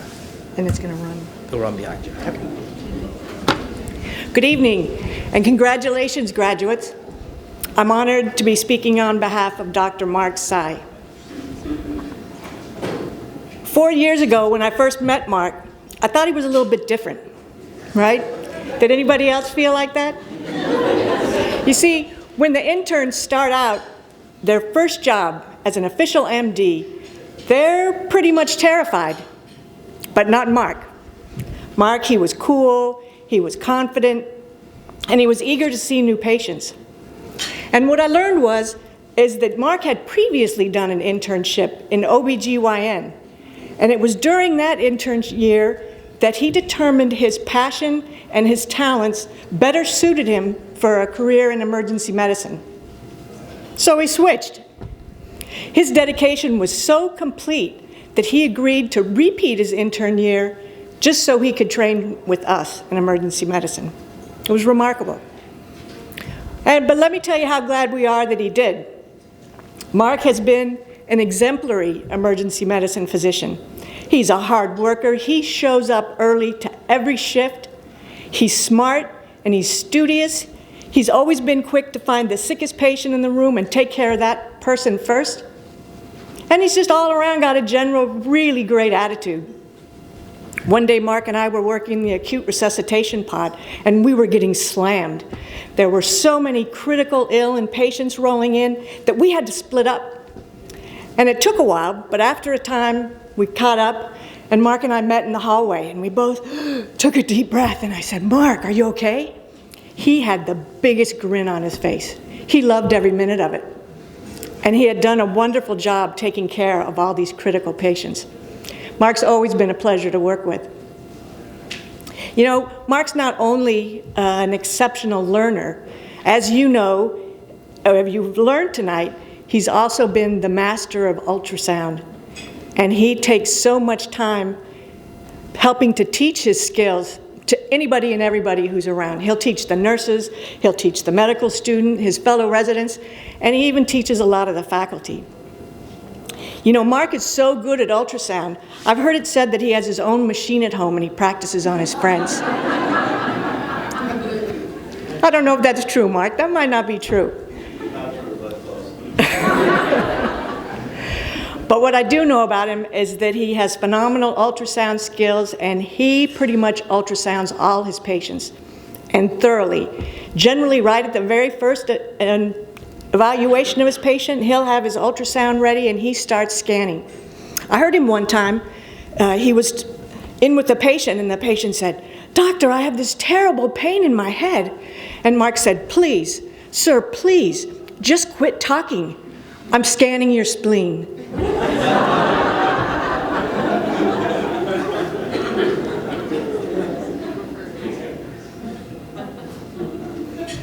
You know, Mark has always been super careful with his patients and generous with his time.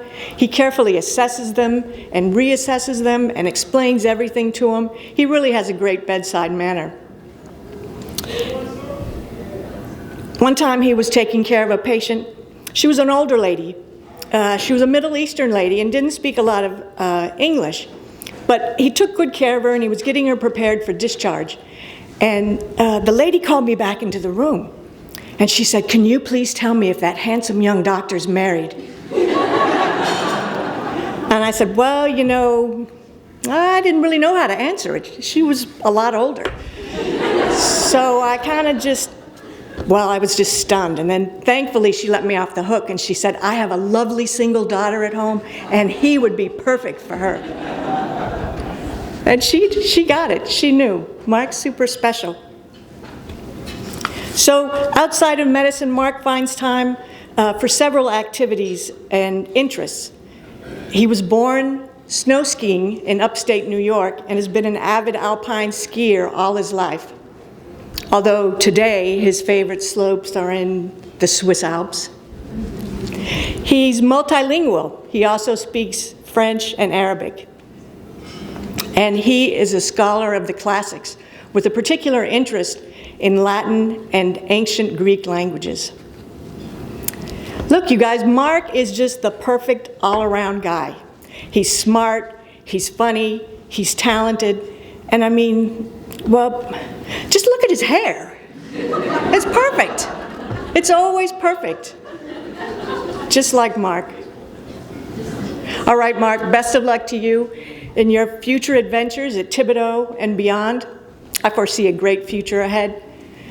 Your family, your friends, and all of us here are so proud of you. Congratulations, Mark.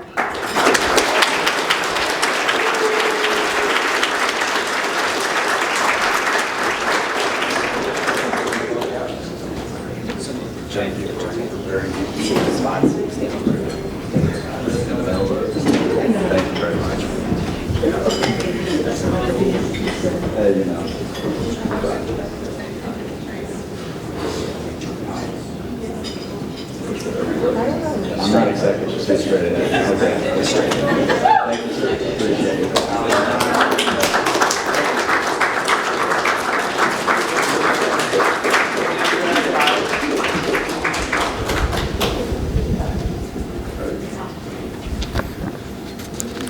Presenting our next graduate, Dr. Nicholas Salerno, will be Dr. Jeff Elder.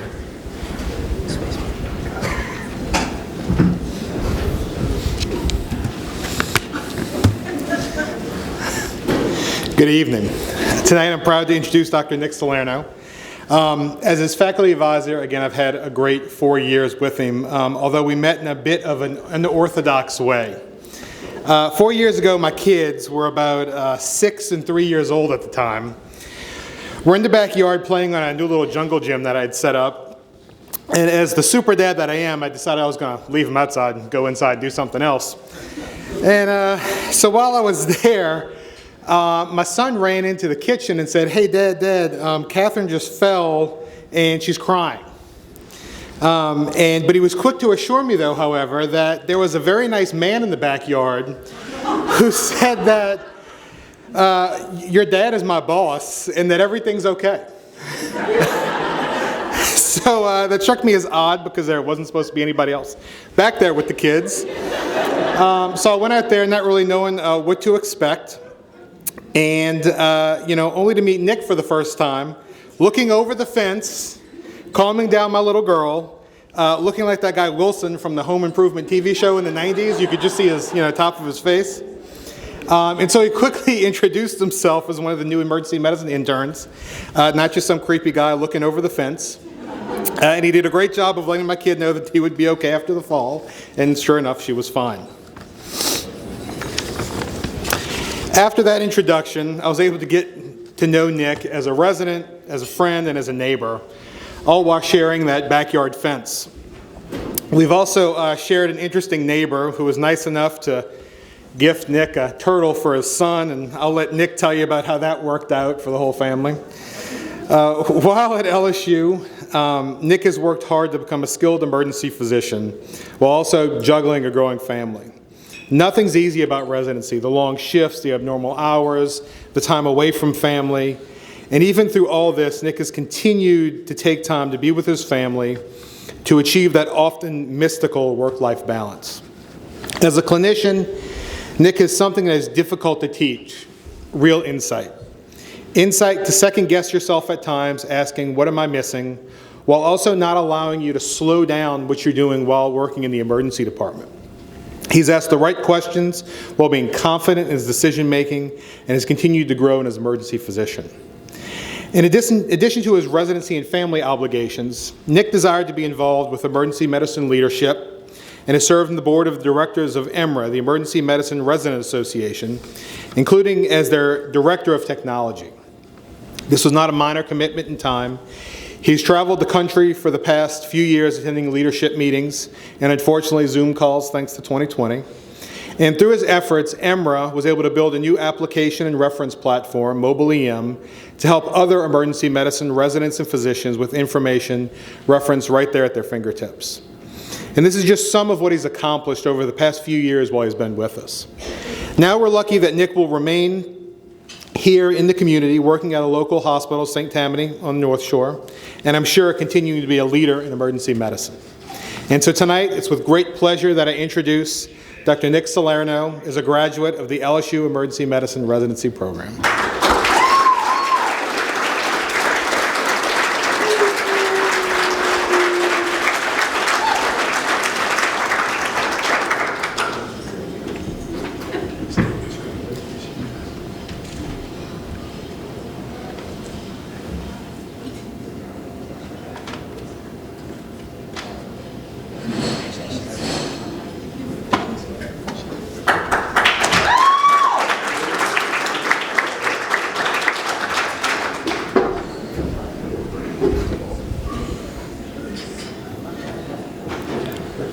For our next graduate, Dr. John Thompson will be presented by Dr. Stephen Lim.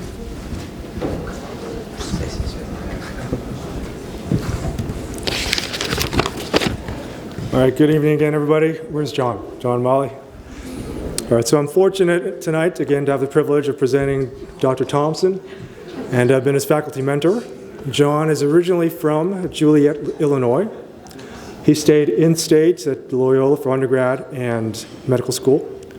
When deciding on a residency program, John ranked us #1. While he was on the interview trail, this was the only program that he asked his wife Molly to come visit. Usually, Molly would hear from John after the welcome socials and get an unimpressive review of wherever else he happened to be. But after this social, apparently, she didn't hear from him, which actually made me a little bit concerned when I first heard this because, you know, things happen in NOLA.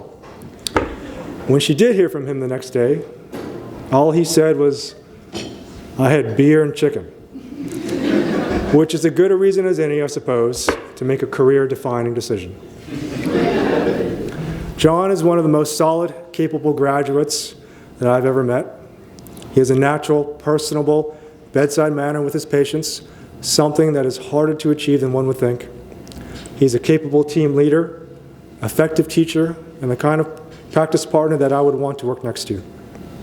I've had the opportunity to work with many residents and attendings over the past years, and John just gets it. He's far ahead of the curve when it comes to the issues that really matter, like managing that elusive work-life balance. Most importantly, he doesn't allow the stress of work to affect his home life. I know that Molly is incredibly appreciative of that, and I know you're going to make a wonderful father. Congratulations.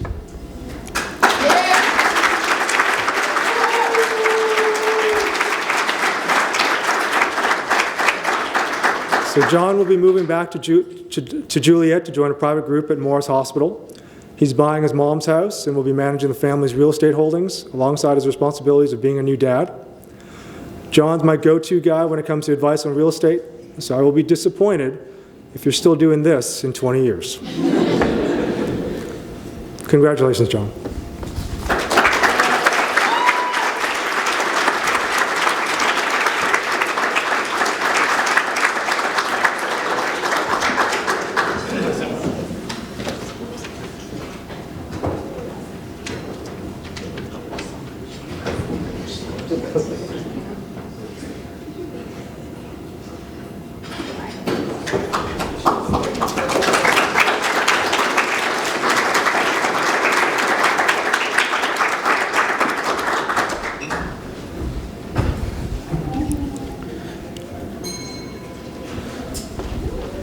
Our last graduate, but definitely not our least, Dr. Brianna Wapples, will be presented by Dr. Annalise DeWolf.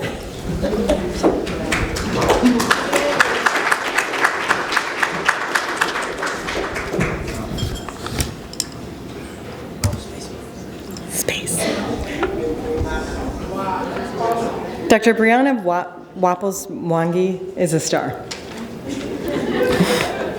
Nicknamed Miss Determination by her Nana, Carolyn, she's one of those women that can accomplish anything she puts her mind to. She has a track record of exceeding expectations since childhood. She started speaking early and then just kept it up. She followed in her father's footsteps in terms of comfort and skill in expressing herself. With her family, this translated to weighing in on family crises with kindness, respect, and compassion. As a senior resident, mentor, and friend, she played this role within our residency family as well. Now, unlike many of us, she appears comfortable on interviews and on the media. She rises to the occasion, carrying herself with grace, speaking truth to power, and inspiring others to do the same. She's a natural leader, not the kind of leader that gets there through politics and stroking egos, but through dedication and through service.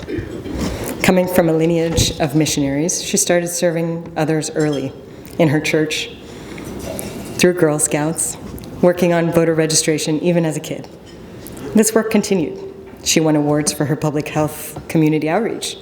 She has consistently worked towards diversity, equity, and inclusion in academic spaces, and we're proud that her legacy is so visible within our current and incoming classes here at the Spirit of Charity LSU residency.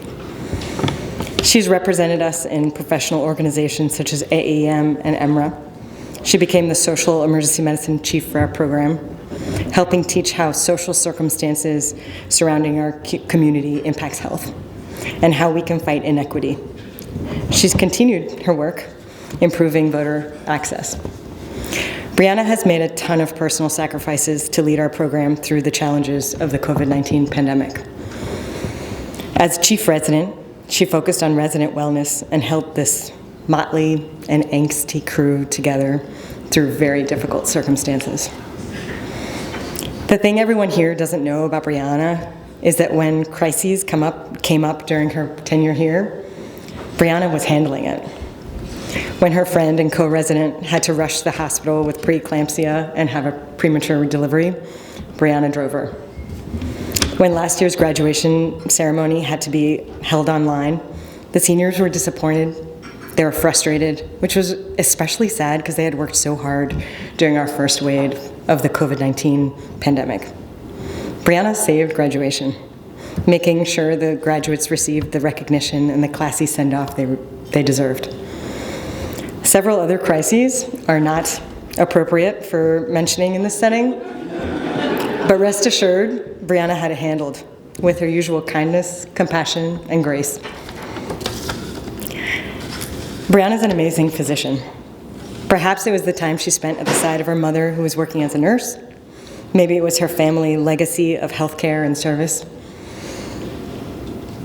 But Brianna has always been clear-eyed about the privilege and duty of being an emergency medicine physician, while her husband, Jason, takes credit for teaching her how to suture. He also knows that she consistently exceeded her level of training and made it all look easy. She brings a sharp intellect, passion for her patients, dedication to her community, and a willingness to put in the extra time and effort to take the best care of her patients. I'm sad she's going to be leaving New Orleans because she's been an asset to our community and to our program. But I'm certain her fellowship in health policy will make her even more of a powerful voice for the disenfranchised and even more of a boss than she already is. Congratulations, Brianna.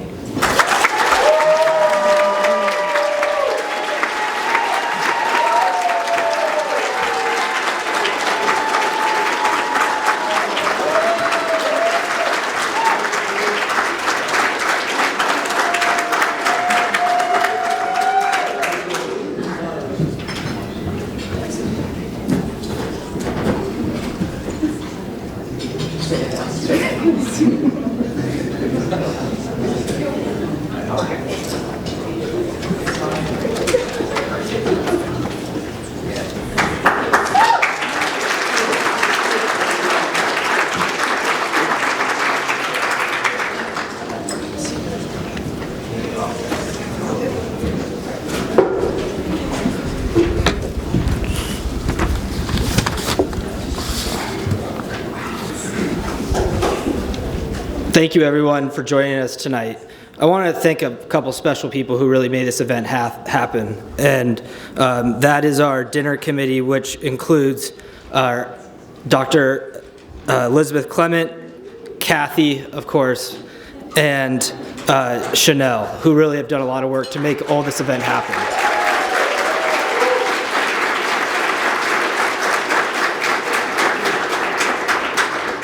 I'd also like to thank Robert Ripley, who provided the flowers tonight. Every graduate, he would like you to be able to take those home with you, so those are for the parents and for our graduates. I'd also like to thank our faculty donors from Dr. Van Meter, Dr. Onsele, Clement, Lindley, Elder, Avegno, DeWolf, Egan, Dr. Carlisle, Hall, Butts, DeFranco, Mounier, Palmerly, Maslenka, Aiken, and Sorge, Dr. Murphy, and Dr. Foray, who have funded our after party at Sidecar and also helped fund having this DMB company film our Zoom of this event tonight and take pictures of the graduates.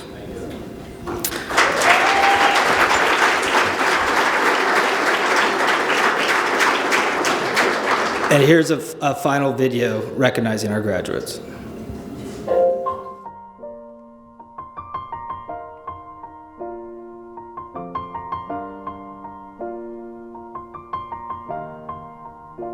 It's been a long day without you, my friend, and I'll tell you all about it when I see you again. We've come a long way from where we began. Oh, I'll tell you all about it when I see you again. When I see you again. Damn, who knew? All the planes we flew, good things we've been through, that I'll be standing right here talking to you about another path. I know we love to hit the road and laugh, but something told me that it wouldn't last. Had to switch up, look at things different, see the bigger picture. Those were the days, hard work forever pays. Now I see you in a better place.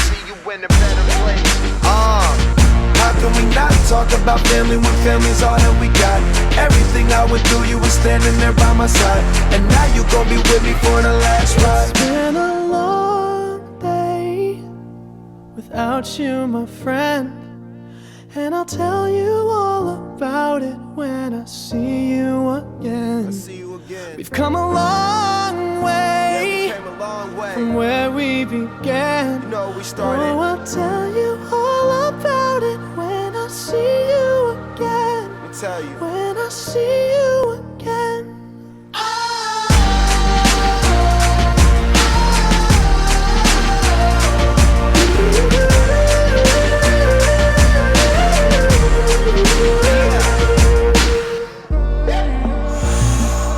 First wish you both go out your way, and the vibe is feeling strong. And what's small turn to a friendship turn to a bond, and that bond will never be broken. The love will never get lost. And when brotherhood come first, then the line will never be crossed. Established it on our own when that line had to be drawn, and that line is what we reach. So remember me when I'm gone. How can we not talk about family when family's all that we got?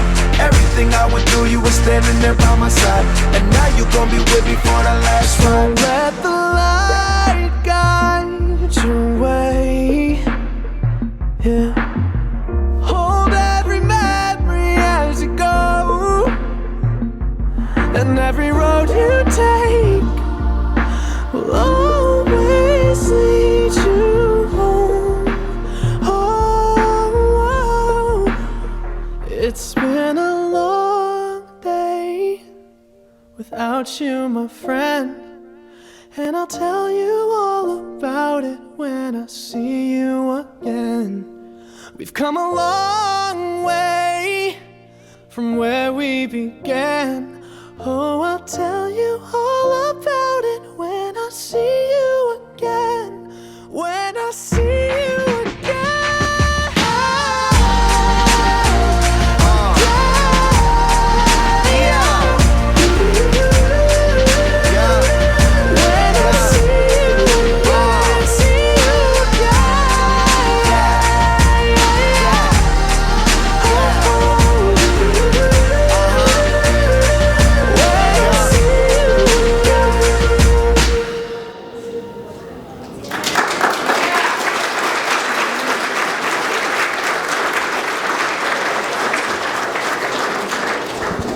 And one of our chiefs would like to, two of our chiefs would like to have a last thank you.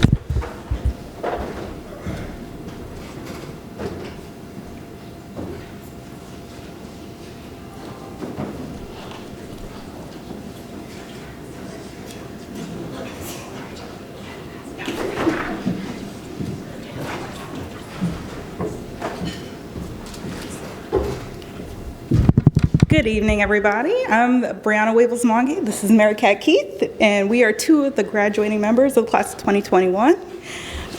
We just wanted to thank some special members of our leadership, our residency leadership this year for the class of 2021. First and foremost, thank you, Joe Gannett. And thanks to the co-chiefs of the 2021 to 2022 year, Sandeep, Josh, Ray, Ben, and Ron as well. You guys put on this event. It's a beautiful event, and we can't thank you anymore. We know that it is a whole rigmarole, and I know personally it's very daunting to put on an event of this size, and it's very challenging. So thank you. You made a beautiful event, and we appreciate you guys, and thank you for all that you did, okay?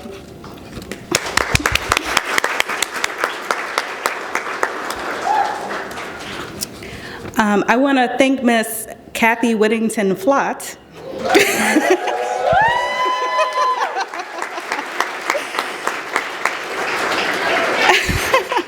Words are not enough to express the gratitude that our class has for you. Since day one, you have made sure that we were on the right track, and you have kept us in line. Thank you, Miss Kathy. We would have not made it through without you.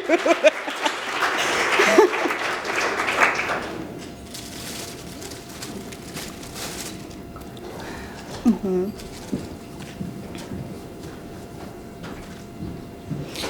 In addition, we would like to thank Miss Chanel Sede.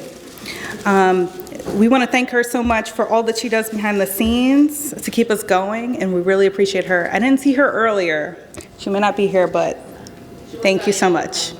She wasn't able to come tonight, but we want to thank her because she does a lot in the background for us. So give a hand of applause for Miss Chanel Sede.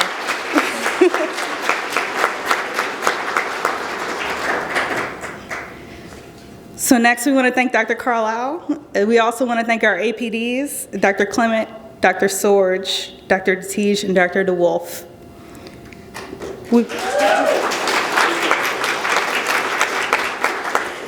We want to give you a small token of our appreciation for putting up with us for the past 4 years.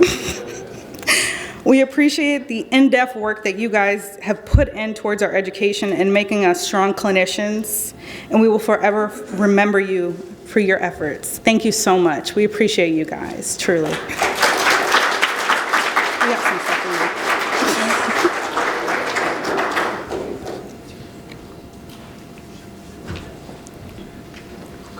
Oh, love you.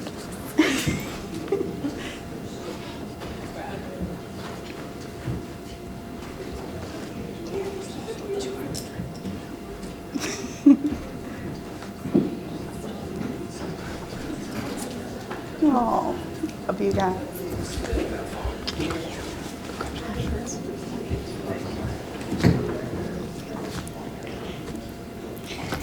And to the rest of our staff, again, thank you for your hand in training us to be strong clinicians. Just remember, we'll be calling you and texting you over the next few years with clinical questions. No need to delete our phone numbers. Please remember us. Thank you guys so much.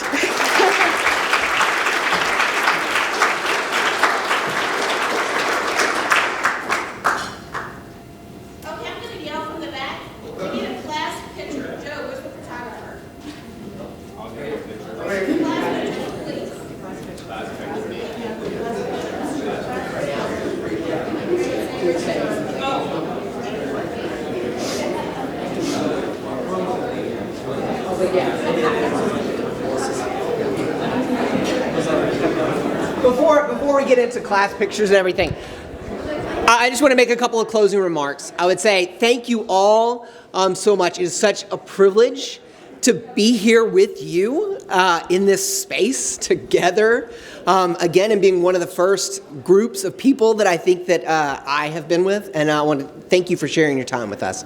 Again, congratulations to all the all the graduates. We could not have survived as a hospital and probably not as a city without your leadership during this pandemic. And there's no amount of thanks or words that can really express what y'all mean to us and what you have done for our program and for this city. And so thank you, thank you, thank you. And with that, I will wrap things up. And just let's give one more round of applause to the class of 2021.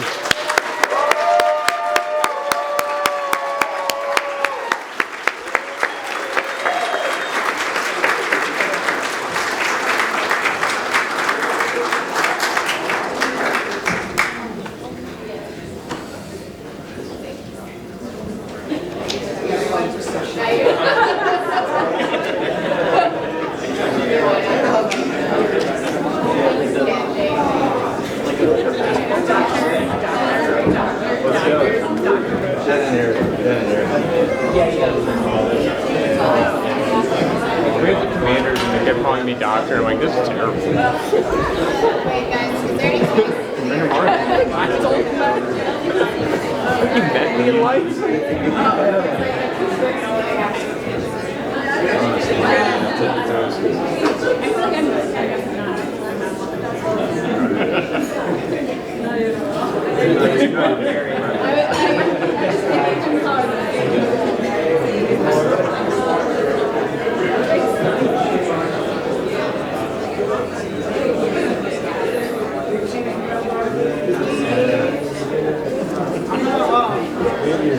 Trying to